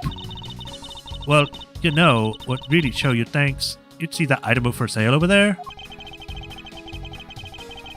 Sorry, but you're gonna have to do with my words of appreciation. Actually, can I present you? I have a badge. Ooh, I'd love to have this piece of jewelry. Can I have it? No, you may not. This is a prosecutor's badge. Phooey. Then why did you show it to me? I wanted to prove that I was really a prosecutor. And that it's not possible for a prosecutor like me to commit such a crime as... I see that I'm just wasting my time, Cousin Hare here. So what is that? Are you going to give it to me? Oh, but I'm not supposed to accept any presents. Unless they're really worth something.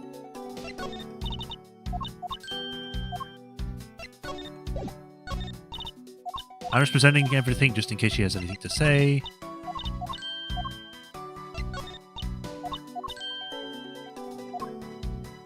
She's even got a teddy. Miss Rhoda said that the piggy bank was in the shop, right? Don't you find her a tiny bit suspicious? I don't think I can say either way yet. There's not enough evidence to convince me that she was lying about anything back there. Are you sure about that?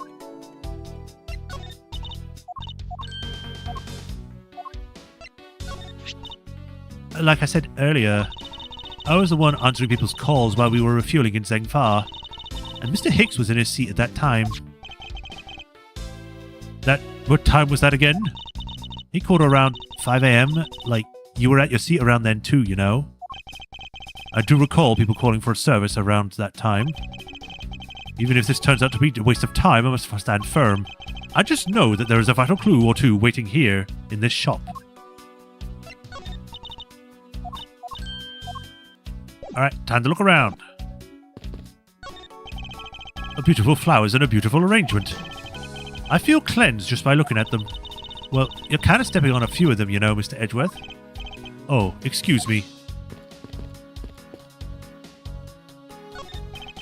Inside the display case is a row of lifesavers and life vests for sale. They sell life vests and lifesavers in shops? Like, in this shop? That's weird. It's like, you want to be able to save yourself if you crash in the water, you're going to have to buy them. We sell a lot of those when they're kind of an accident or something.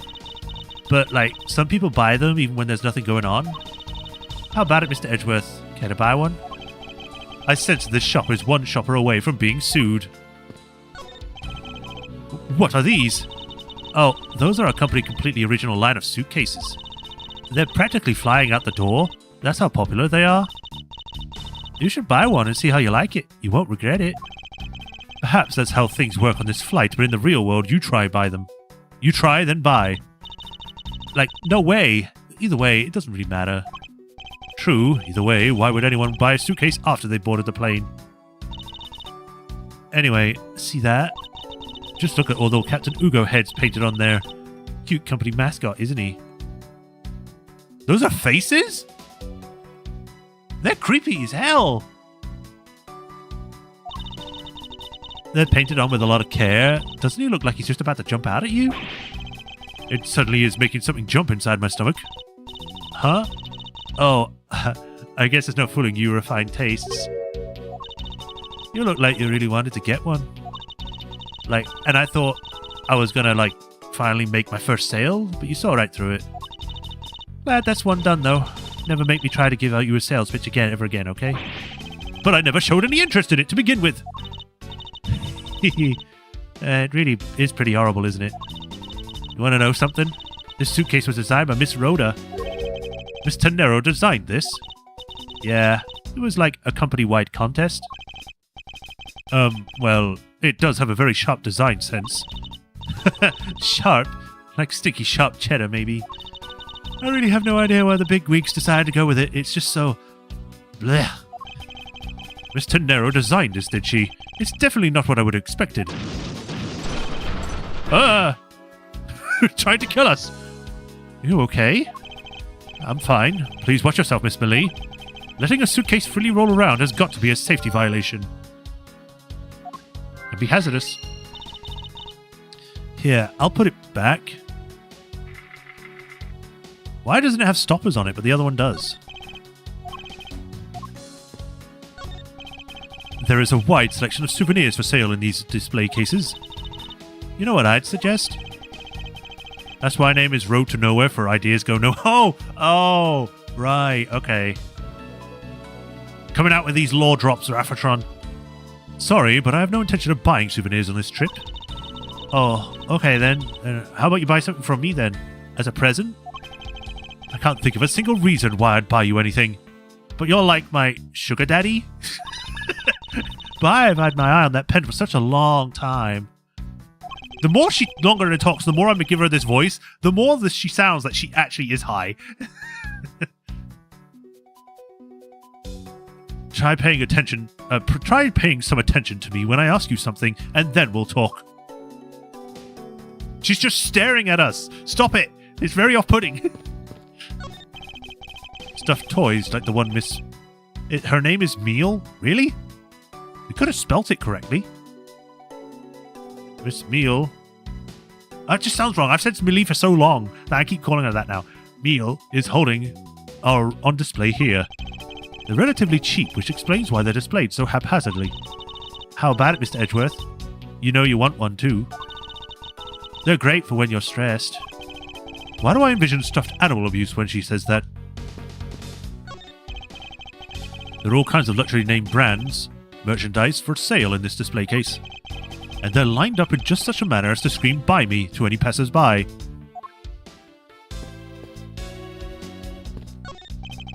The glass from this display case's door is shattered over the floor, and it looks like there's nothing on display inside either. Wait, I think there is something. What's this? A mini captain's hat? It's a tiny captain's hat. I swear I've seen one of these before. Let me see. Broken glasses, captain's hat, Captain Ugo. Could this be the murder weapon? Plane shaking caused it to roll. Finish looking around. There might be something else that I haven't seen yet.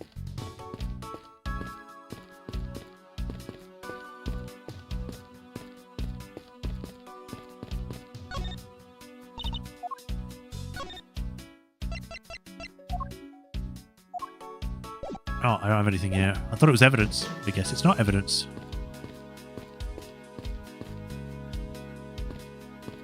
Alright. It's named after chamomile, which I guess what you said is pronounced chamomile. I mean, I always say chamomile. A lot of people say a chamomile. But I guess meal works. Really left that teddy hanging.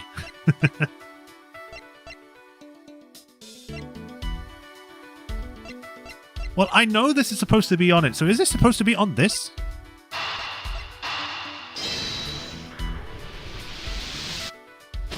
I guess I was right. The hat probably used to be on the piggy bank's head. Let's give it a go and see. I believe this piggy bank was forcibly removed from this display case. Does this mean that the killer broke the glass to get it? Woo! Really? Don't tell me you didn't know or don't know what things go where in this shop. Well, I don't. Miss Rhoda is in charge of this place. So, come on, how would I know anything like that? I sense that further inspection of this display case is needed. I won't rest until I inspected every suspicious nookie nook and cranny. He says that for anything. The glass of this door is broken. Perhaps it was the killer who broke it in order to take the piggy bank. But it's a bit odd that the inside of the case is so devoid of glass shards. Plus, the glass broke rather cleanly. What is it? I touched the glass and it cut my finger. It hurts, Mr. Edgeworth, it hurts. Please tell me you can deal with such a minor cut on your own. I mean, being caught on glass is actually kind of bad. It hurts. Didn't take any of the jewelry. Is it actually openable? For security, there's a lock on the display case. Miss Meal, if I may ask you about this lock. The one who's in charge of the shop is Miss Rhoda, so she's got the keys to all the display cases? I see. Oh, I bet you want to buy something. Like, do you want me to go get the key from her? No, that's alright. These things are just staring at me. Is this the same man as the one portrayed in the statues around the elevator? Yeah, like, that's paperweight of the founder of GoU Airlines, Mr. Ugo Hughes. On the bottom shelf, when we have that cute one, the middle shelf is the realistic one. And on the top shelf, that's the floral version. Floral? Are you sure about that? Let me guess, you just said the first thing that came to your mind, right? Looks like hit the bullseye.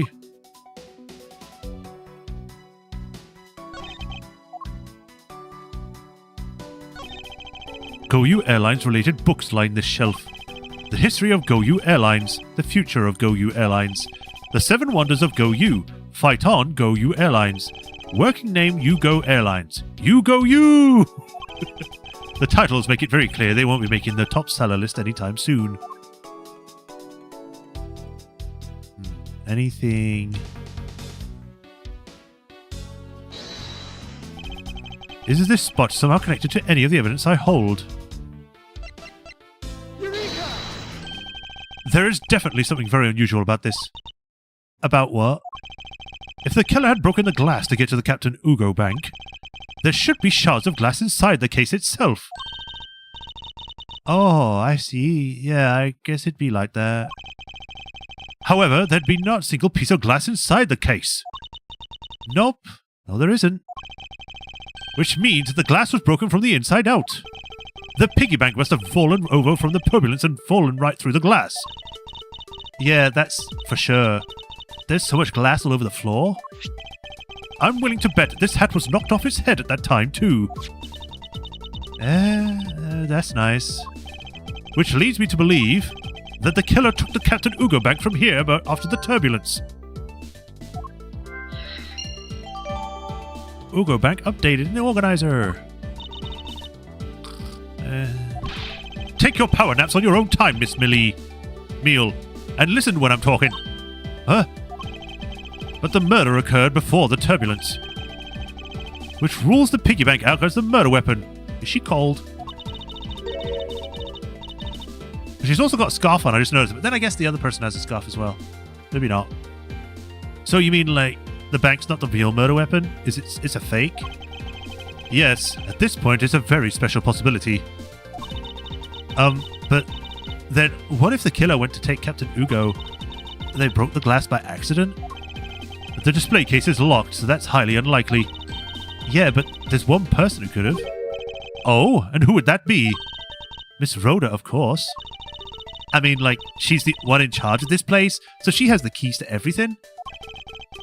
Miss Rhoda Tenero, huh? Well, I'm done deducing.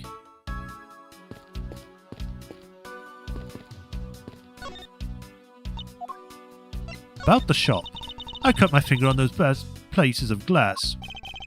Don't blame the glass for something you did to yourself. Just be more careful. Same to you. Like, you're the one walking all over the broken glass. You sure you're okay? I'm fine. Any glass I walk on, I crush. Like this. That's nice. Please be careful around the display case, okay? Wouldn't want you getting hurt. Compared to the glass around my feet, the inside of the case is nothing to be afraid of. After all, no glass fragments appear to have ended up inside. Then, like, I guess you can tidy up the case, right?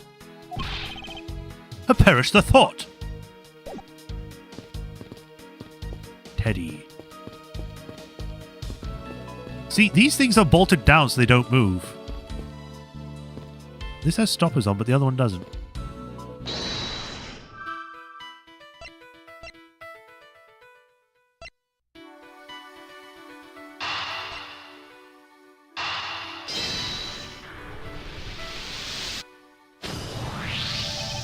Yes, there is definitely something wrong here.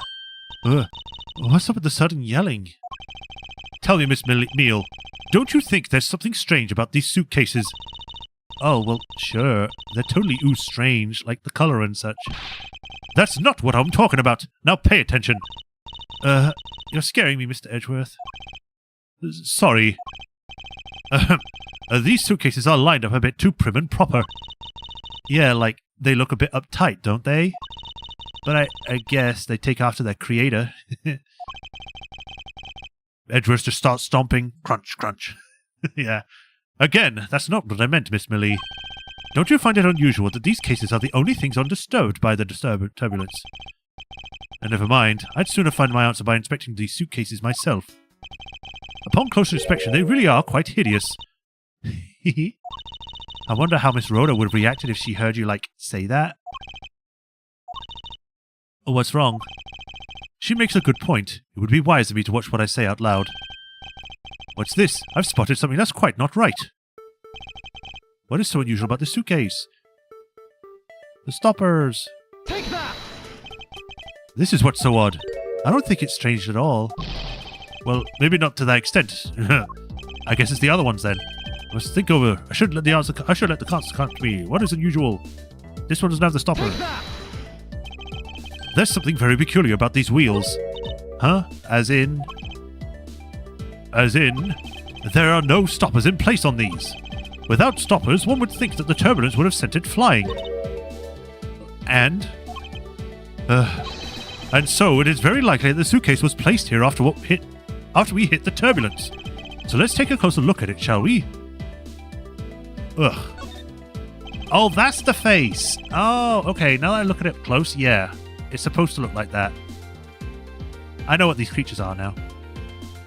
This was apparently designed by Miss Tenero herself. The design has a certain je ne sais quoi about it. Yes, perhaps that is the best way to put it.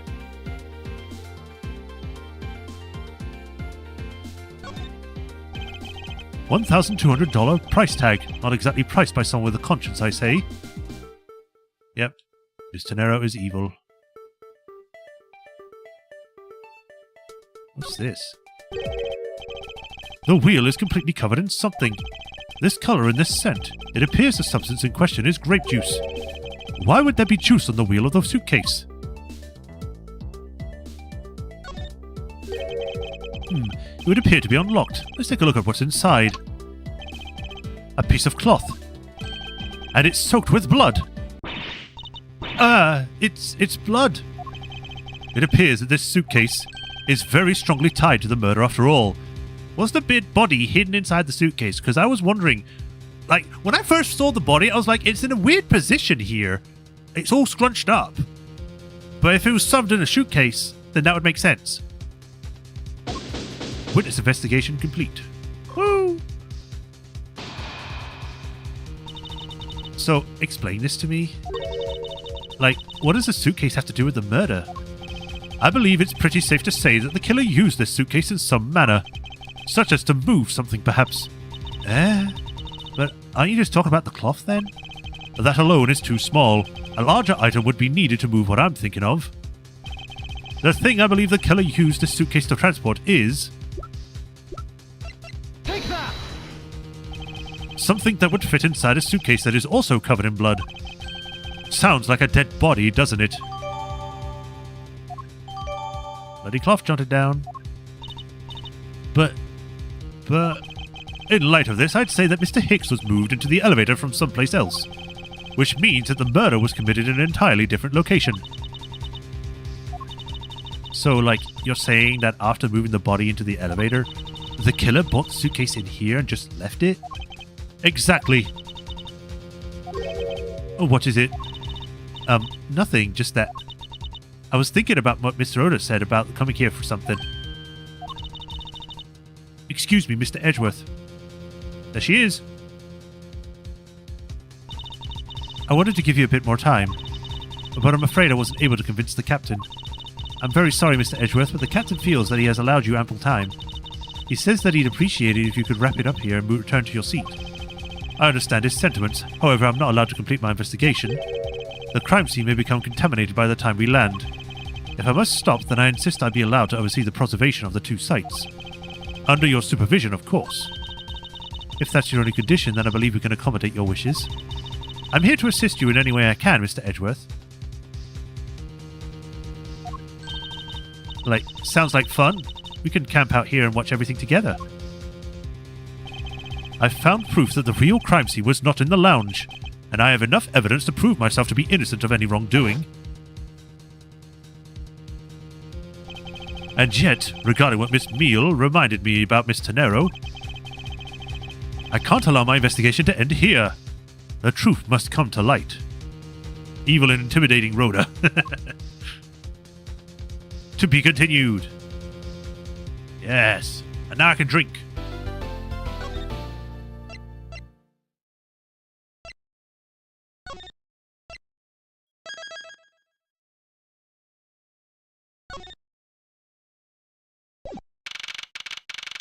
Oh, wow, we are. Is that Steel Samurai developer there? Why does she have a flamethrower? 1 p.m. local time, Hope Springs Airport. Right, let me just see how long we have been going for. If I can get onto the correct thing. About an hour and 46 minutes. Okay, should we keep going for the rest of the time until it reaches 2 hours, or should we stop here? I'm thinking we can go for a bit more, just so then we can get there. Hold on a sec, chat just updated. You're a bit before halfway. That's salmonella, yes.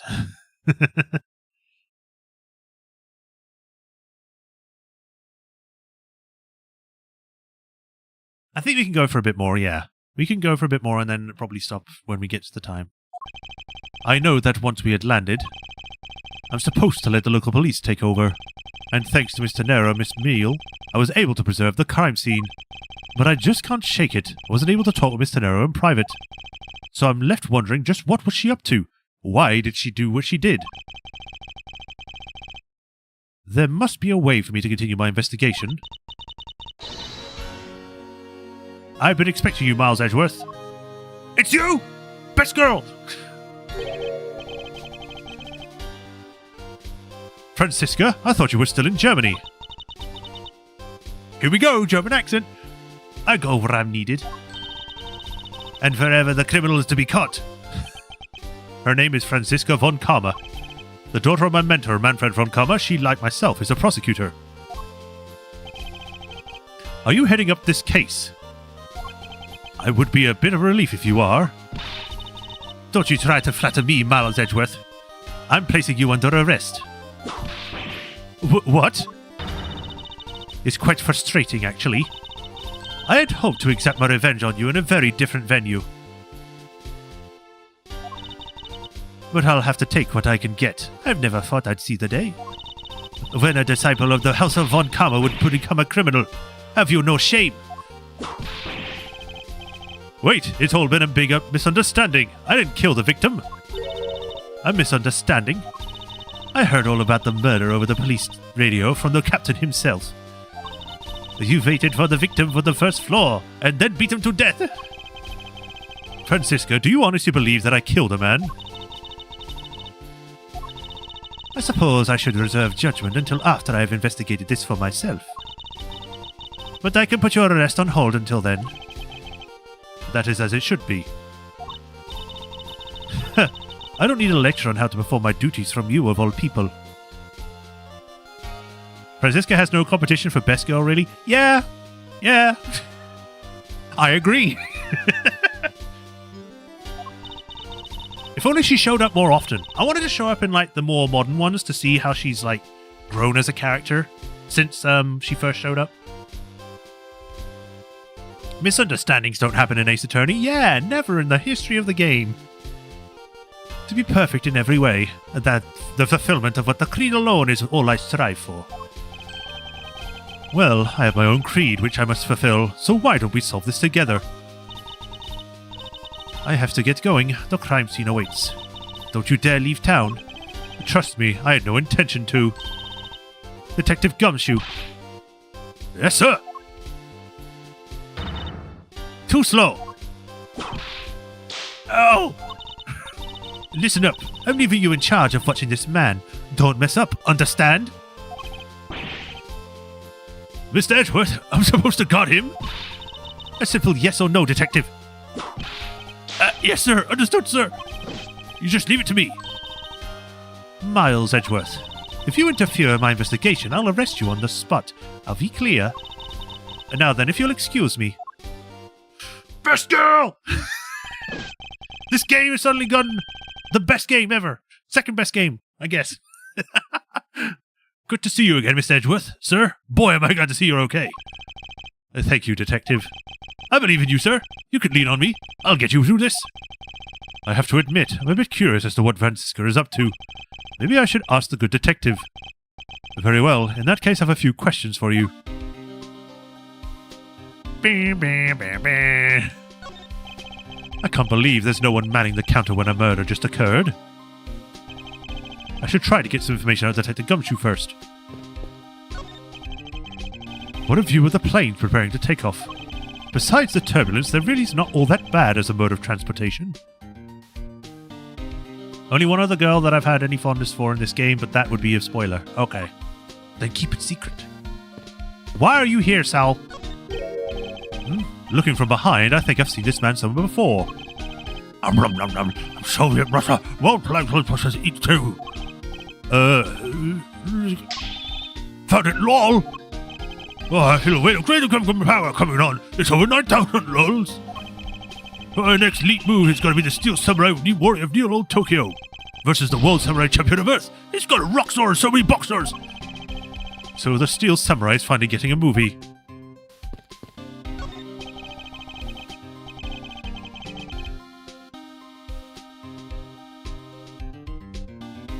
We'd hear that about my least favorite.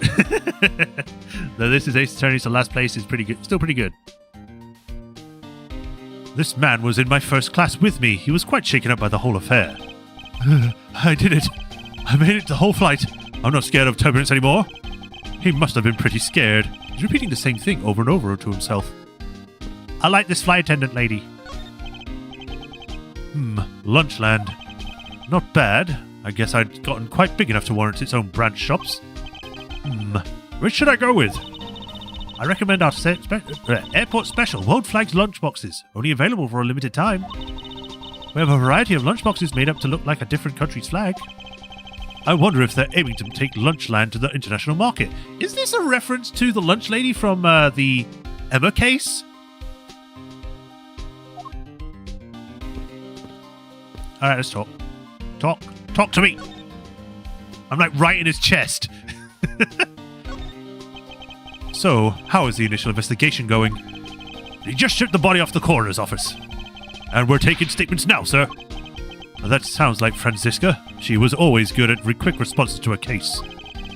I'd say she was a little too quick, sir. Oh, how so?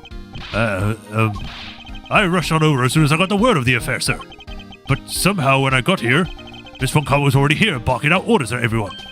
It was kind of creepy, as though she knew there was a bit of murder or something. Angel Star? Yeah, that's what I was thinking. And I'd come in advance to await your flight's arrival. This is sort of odd. She did show up rather quickly and out of the blue. Plus, I still don't know why she's here in America. There must be some backstory to all of this. Miss Von Carver has kind of popped up at the prosecutor's office about a week ago, sir.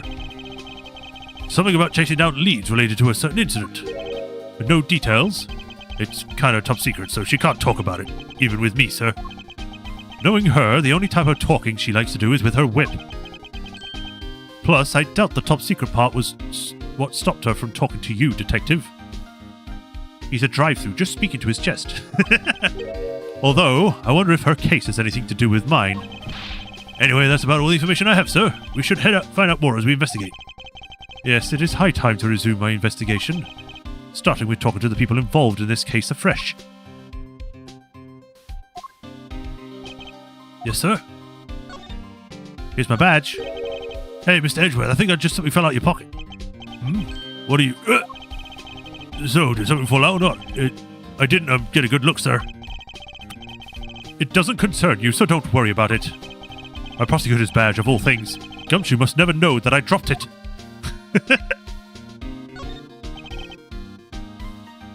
Detective Gumshoe, this is... Oh, is that for me?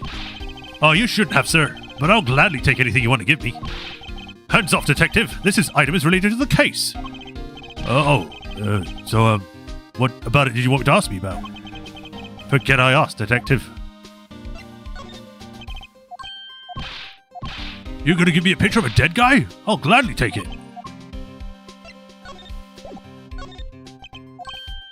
Like, what I would like is if future Ace Attorney games were like this. I want to be able to whirl around. I want to see the full models of these characters like this. Not that there's anything wrong with the other way, it's just I would like to have a single Ace Attorney game where you play as Phoenix and one of the other characters, you can run around, talk to people, investigate areas. That'd be fun, that'd be cool. Forget I asked, detective. Skip. Maybe you can humour him with that game of checkers from the future. Maybe.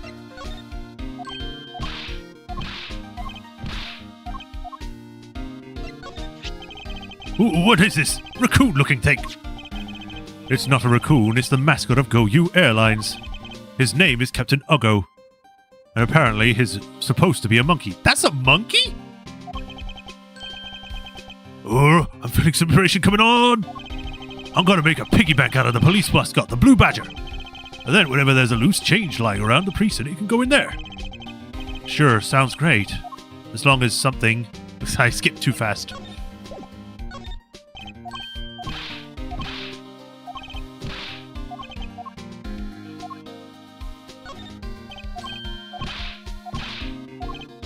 Gumshoe collects those.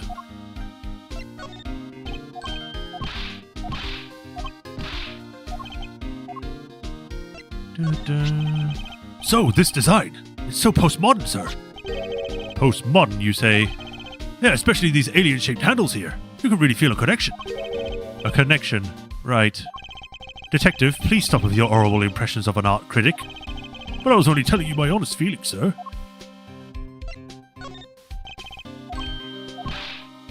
Alright. Skip. Get me out of this conversation.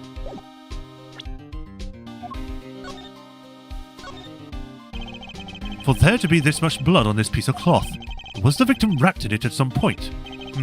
There's something very familiar about this fabric pattern. Does it belong to the weird guy that keeps trying to say it's us? That we're the killer? Alright, back we go. That's the captain? He's so cool! 137. So, you must be the captain. Yes I am, and who might you be? I am the prodigy prosecutor Franziska von Karma, and I have a few questions for you. Don't you dare, Captain. Getting friendly with another woman. I'll never forgive you if you do. What are you talking about? I only have eyes for you, my dear Cammy. I wouldn't bet money on our dear Captain to be much of a reputable person. Sure you don't want to ask the Captain some questions, sir. He was in the cockpit the entire time. I highly doubt he would know anything of use. You know you're supposed to have 2 pilots. You're not supposed to just have the one. Anyway, I'd like to leave that type of witness to Franziska and her whip.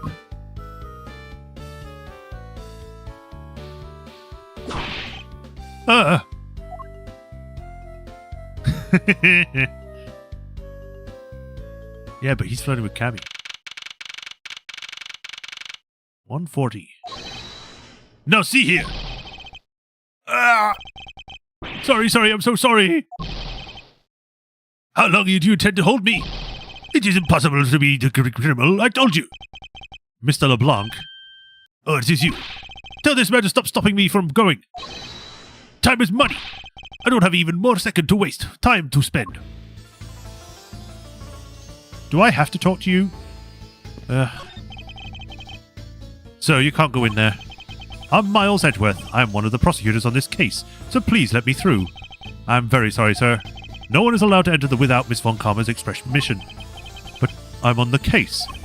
Yes, I understand that, but I also have explicit instructions not to let you through for Miss Von Karma. Why would you do this to me, Franziska? It's sibling rivalry, you know how it is. She wants to be the first in there. Do you finish taking his statement yet? Yep, all done, sir.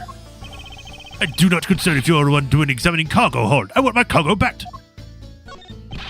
If you make a single scratch of my art, you will pay.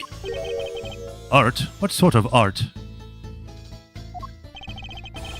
Mr. LeBlanc is an art dealer. So he's got a bunch of artwork down in the cargo hold, sir. There's practically a mountain of them, large and small. From folk costumes to stone statues, I sell all kinds of arts. Folk costumes? Speaking of which, Mr. LeBlanc's hat. It kind of looks like the other piece of cloth.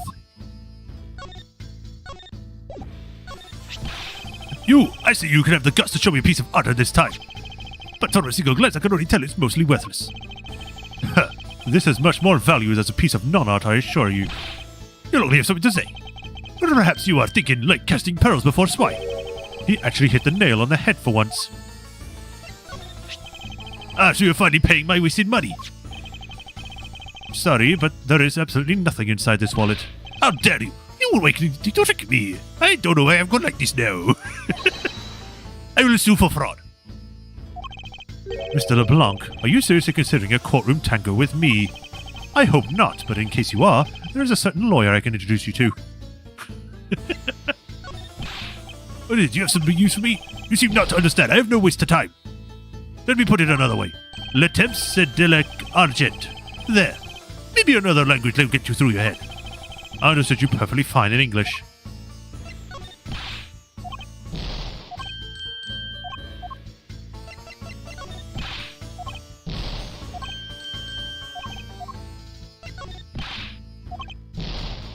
Skip.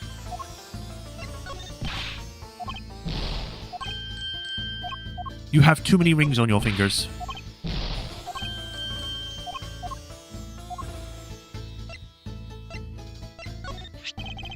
Mr. LeBlanc, could you please take a look at this for me? Oh, it's Brazilian cloth. As I suspected, your hat is made of the same material, I suppose. Oh yes, of course. This fabric is so famous, orders come from over the seas for more.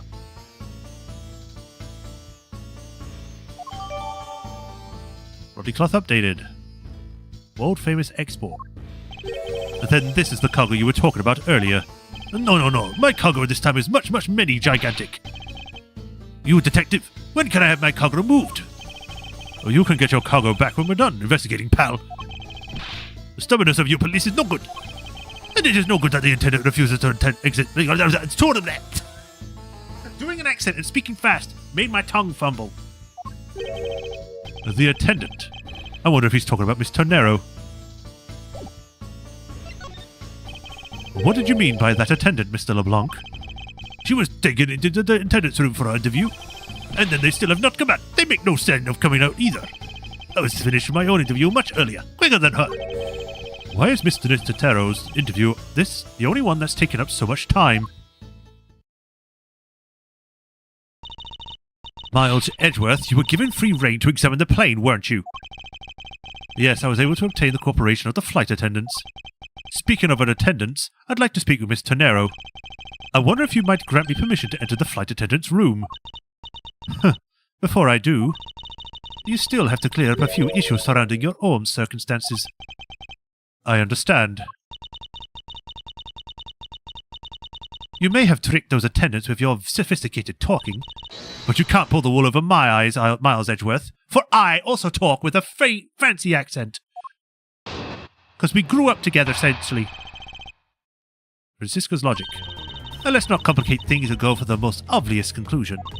The scene of the crime was here, in this very lounge where the body was discovered. From the time the victim had seen for an attendant until his body was found, the only person in this lounge the entire time was you, Miles Edgeworth. This unmistakably makes you the likeliest suspect. The likeliest suspect, Francisca. Do you have a problem with that? No, but it's not like you to use such vague wording. You're usually a bit more absolute. In simply trying to watch out for you. Or is my kindness too hard for you to comprehend? Thank you, but for your leniency is unnecessary, for I will prove my innocence soon enough. If I want to continue my investigation, I'll have to break her line of logic fast. Don't let her have the disco stick. Hold it! Don't you think you're being a bit rash by simply declaring me the culprit? I like my affairs to be simple and perfect. I'll show you the meaning of both when I finish this whole thing within 3 minutes. Hey, you start saying like you're cooking a pack of instant noodles there. Roar! I won't even allow 3 seconds of useless testimony to be uttered in my presence. I see she hasn't changed a bit, but I won't allow her to send me to prison so easily. Hold it!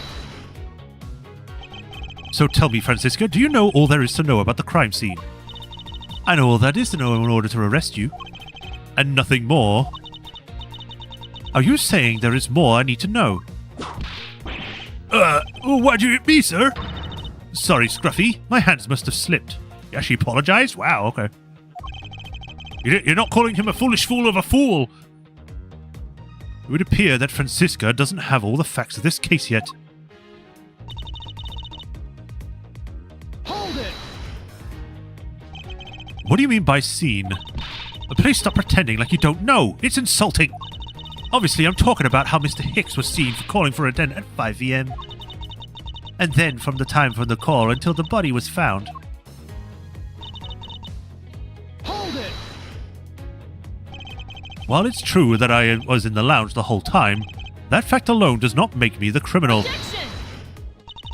Huh. We'll see about that at the conclusion of this investigation. However, there is only one thing that even you must admit at this time. Because he's the likeliest suspect. Hold it! Under the circumstances, I suppose I can agree that I'm the most likely suspect. But I believe in you, sir. I don't think you did it. Miss Von Karma's gotta believe that too, right? I mean, you two are like siblings. Ow! Quiet, Scruffy. Even if we are related by blood, there's no guarantee that he's not a criminal. Francisca, I demand to see some proof that you are not the guilty party. The likeliest suspect, huh? What a roundabout euphemism.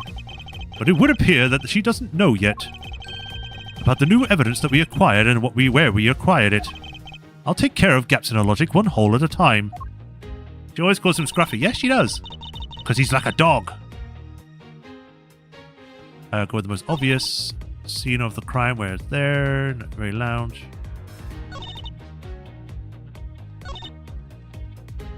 Well, this is wrong.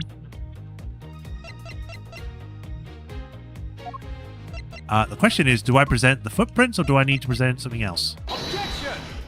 Something else. It would seem that your logic is not as perfect as you think it is. And what is that supposed to mean? This piece of evidence should show you exactly what I mean. Oh yes, it very clearly shows that you're thinking. That you're attempting to buy yourself time. I knew I should have tried to pull a fast one.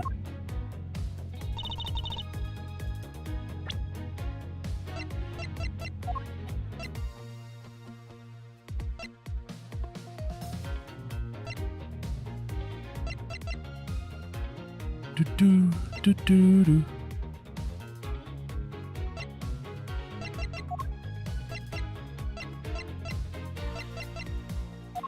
I mean, there's no way to present profiles because we know that she was here.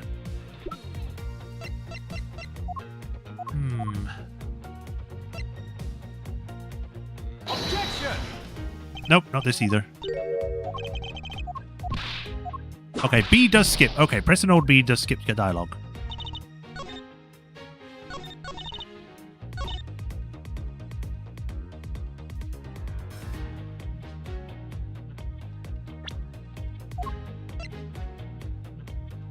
Objection! It was either the other one or this one.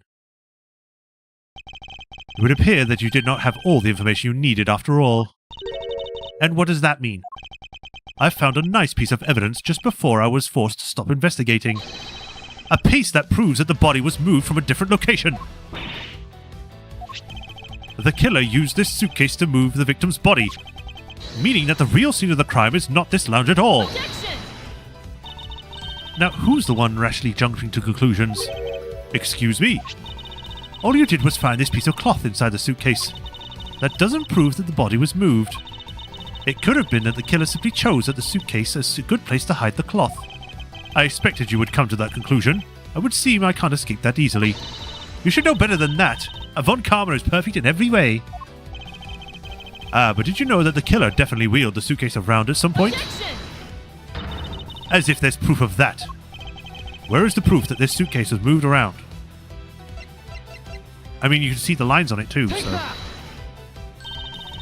The spilled grape juice in front of the elevator. Yes, and I'd like to draw your attention to this area here.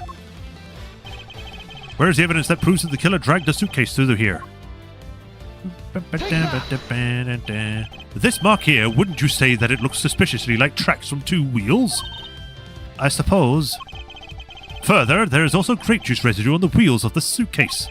This means that the suitcase containing the victim's body definitely passed through here. I suppose this means that the killer did move the victim's body from somewhere else. I'm glad you've come to your senses. And not so fast. This still doesn't put you in the clear. Not by a long shot. Part 2. You prepared yourself and acquired the piggy bank before the plane hit that turbulence. And then, when you waited for the victim in the lounge where you beat him to death. Then while you were in the elevator with the victim's body stuffed in the suitcase, the plane hit the patch of turbulence and you outflew the body from within the suitcase. No way out, you hastily put the suitcase back where you'd taken it from, and pretended to be the discoverer of the body. Not a bad bit of logic for something you've thought on the fly. Just what are you insinuating? That I will show you exactly how flawed your logic is. No matter how strong of a face you put on, not even you can hide your fears from me. I'll expose the flaws in her logic one fell swoop. You're so evil. You leave her alone! Franciscus did nothing wrong! Before that, well, we know that's not true. Objection! Like, immediately, that's wrong. The fact that you took this piece of evidence into account in your testimony is to be commended. Your legal prowess is certainly something to be feared. Evidence and logic. Essential tools that those who stand in a courtroom must learn to outmaster. But what if there was a fake piece of evidence thrown into the mix? A fake. This Captain Ugo piggy bank is just such a fake. It is not the real murder weapon. What? The timing of when the bank was taken from the shop is important, and it was taken after the turbulence had occurred. But then how about the blood on the bank? What do you make of that? I assume it was added after the murder when the killer was fabricated this weapon. Looking at it this way, the killer basically did 3 things after the turbulence. After exiting the elevator, the killer brought the suitcase to the shop and left it there. Then the killer proceeded to pick the bank up from the floor and took it to fabricate a fake murder weapon by hitting the victim on the head. Okay, so he didn't get killed by that. If there's no weapon here, he either got killed by another thing or, and I'm just spitballing, he fell from a height. And the only place I think he could fall from a height would be the cargo hold. Am I actually right that the flight attendant is the one that killed him? Finally, the victim's wallet was planted on my personage, in my pocket to be precise. Everything was done so that I would be framed for the murder of Mr. Acme Hicks. Are you there? Yes, ma'am. Other than this piggy bank, was anything else resembling a murder weapon found? We didn't find anything in this lounge or in the shop that would be used as one map. Most of the items that could have been used were broken during the turbulence, and the remaining items all tested negative for any trace of blood. I see. Well, Mr. Miles Edgeworth, it appears your stall tactics are at an end. But it's possible that it's just hidden somewhere, sir.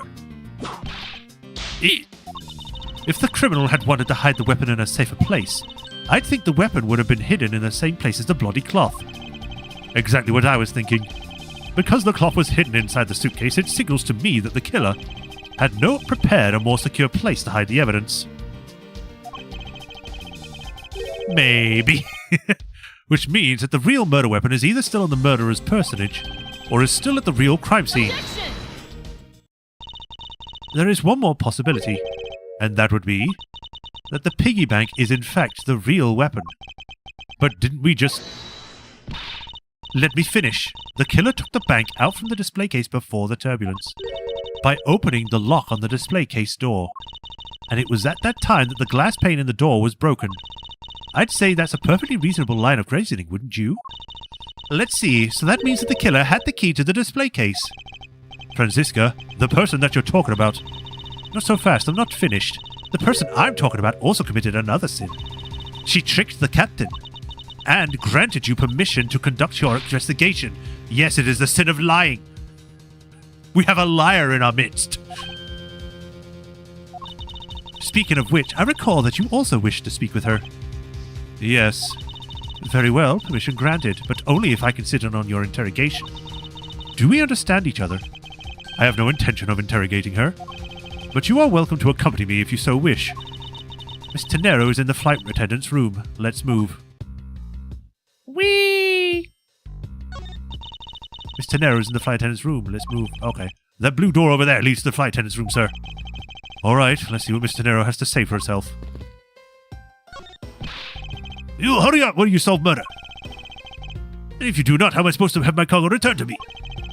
If you could please be patient just a while longer, Mr. LeBlanc. Hurry up and solve it. Just like a struck of thunder. And it's as fast as lightning, and believe me, if I could, I would. They got a piano in this plane? Hey, do you think I could try it out, sir? I think you'd better know that I randomly touch things at a crime scene detective. Besides, I didn't know you were how to play. Of course I do. I'm practically proficient. Interesting. The things you learn about people on a daily basis. I can get do-re and come out just right, sir. 2 notes does not proficient pianist make, detective. There are a few copies of Sky Magazine. This one's special. Ooh, looks like it's an English trivia quiz. Oh, I've got one. What starts with I and ends with boldly rude and disrespectful? The answer is most definitely insolent. Time's up. Sorry, sir, but the correct answer is insolvent. Detective Gumshoe, don't tell me your English ability is the same level as him. You're much better than him. Do better. Hey, this statue. What about it, detective? Did you notice something? I saw this guy in a dream last night. The resemblance is uncanny, sir. You saw him in your dreams? Hell yeah. I saw him when I arrested him. I wanted to show you just how vital I am in your partnership. Being useful in your sleep is of no help to me in the real world, detective. Oh man, I can't go by here. Looks like we can't go beyond here, sir. Plus, the body has been sent off to the medical examiner's office for their autopsy. You mean the morgue? Oh, Mr. Edgeworth, you have to see this chair. It says in honor of Rocker Pals Day. And what exactly is the big deal with these Rocker Pals? They're a seriously sweet Swiss super rock star band, sir. And, makes me want to listen to some of their songs right now. Sorry, I got lost in the forest of S's just now. Do you want me to explain to you again? You know, detective, I think I have what it takes to rain check on that really aggressively. Oh man, there's a really pretty lady in the plane over there. She's looking over here. Quick, sir, wave at her with me, please. I refuse to be your wingman on this. Right, let's see if we can go back upstairs. Yay. The man in this seat was constantly drinking something. You know, right before payday, I do nothing but drink the soup from my instant noodles. And that much sodium can't be healthy. You might want to go in for a checkup. Oh, really think I was serious, Mr. Edgeworth? I'm sorry, sir. I'll never make another joke like that again. What's this? What is it, detective? Did you find an important piece of evidence? A giant parfait on top of bread and steak? Paint me jealous, sir. It's a feast. Maybe I should just let him have the giant parfait so we can move on. Please do. That's a really big floaty, but it's a bit too early in the year for swimming. Detective, that is not for swimming. It is a lifesaver. So you can't swim in one of these? No. I mean, I suppose you could, but that's not what they're intended for. Well then, let's see if it's the same as a floaty. You shouldn't go around confusing people, sir. Why do I feel like I just kicked a puppy? Hey, Mr. Edgeworth, I think you have too many red knights on this board. It's just your imagination. And it looks like that blue pawn is being completely surrounded by the red knights. Now you're seeing things. Sir, I don't think you're supposed to have a lot of the same piece in, like, big checkers. I know that, detective. What do you take me for? You think you can afford Japafonia healthcare? Probably not. This was my seat. Wow, you read law books even when you're flying, sir? Were you expecting anything less? Now come along, we must hurry to the crime scene. Hold on a sec. There's a different book stuck here. The Steel Samurai's... Detective Gumshoe, am I going to have to charge you with invasion of privacy? This was the victim's seat. His jacket's just lying there and it's spilled leftover coffee still here too. I don't suppose anyone ever expects to die. Hey, Mr. Edgeworth, this has got a seatbelt strapped around it. It must be of great value to Mr. LeBlanc, then. Yeah, I guess you could say he doesn't want to churn your urn, that it's best to sparkle up. Obviously, but did they have anything to do with the case, Detective? Nobody gets my jokes. He wants to read Phoenix Wright. Mr. Edgeworth, what is this super expensive looking feast of Jurassic proportions? It's just the food they serve in first class. Wow, I'm so jealous, sir. I want to eat fried first class sometime. Right, when pigs fly, I know my own private jet. There's nothing supernatural about earthquakes and elevators. Although, is it just me or do elevators have a long-standing hatred for me? If I may have a word with you, Miss Meal. No, you may not have a word with me. I want to assure you that the lady is a fellow prosecutor. Her name is Franziska von Karma. I don't care who she is. She's talking with Mon Capitan. I sense Miss Meal is the type who's considered every other woman to be a threat. I'm sorry for the late introduction. I'm Miles Edgeworth, prosecutor. I believe one of the attendants asked you in my stead for mission to investigate. Ah, yes. You must be the prosecutor Miss Meal was telling me about. I remember telling her you could investigate the in-flight shop or something of the sort. And then I guess it's true Miss Tenero didn't ask him for permission on my behalf. Oh, sorry. I forgot to introduce myself. I'm the captain of, Thank you for your help. Think this about all the useful information I'm going to get from this man. Ooh, a movie poster. What's it for, sir? License to love, laugh, maim, and murder. Apparently, though, I don't know what it's about.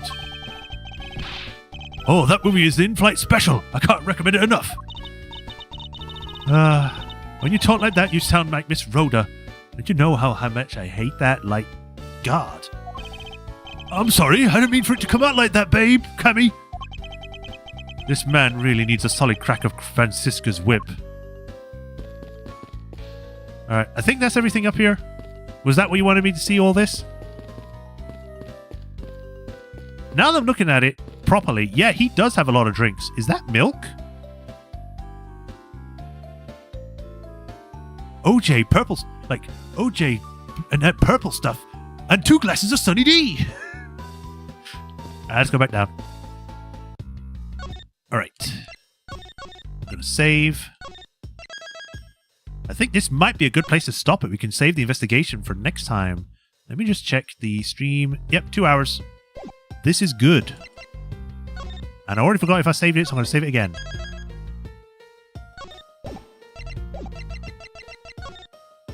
I already saved. I forgot that it does this. Whew, and there we go. Another day of investigations done. I've enjoyed my time with this. I have to get used again to doing different voices again and talking so much, because it's been a while, basically a year, because we ended the other Ace Attorney game the beginning of last year. So yeah, it's been a while. It's been pretty much a year. But yeah, I'm looking forward to playing more. I'll be back with this next week, Tuesday. Tomorrow, I'll be back with more Ghost of Tsushima. I'm hoping that it's not going to have an issue like it did before. But we shall see. But that is it for today. I hope everyone enjoyed. Thank you all for joining today. As usual, if you have not already, be sure to like, follow, and subscribe to those bell notifications or whatever, so you know when I next stream. And if you want to help support me, there's links to Patreon and tips in the description, in the Twitch video as well, on my main page. They have the links on the top. And if you do become a patron, you get added to the patron list here, where I give you a shout out every stream, like I do with Hiro Kuni and the Swordmaster 37. I thank you for the continued support. I really appreciate you all. And we meet with Best Girl again, and our day becomes so much better. But that is it for today. I hope you all enjoyed. I'll see you all in the next stream. And until then, y'all take care. I'll see you either tomorrow or next week. Until then, bye-bye.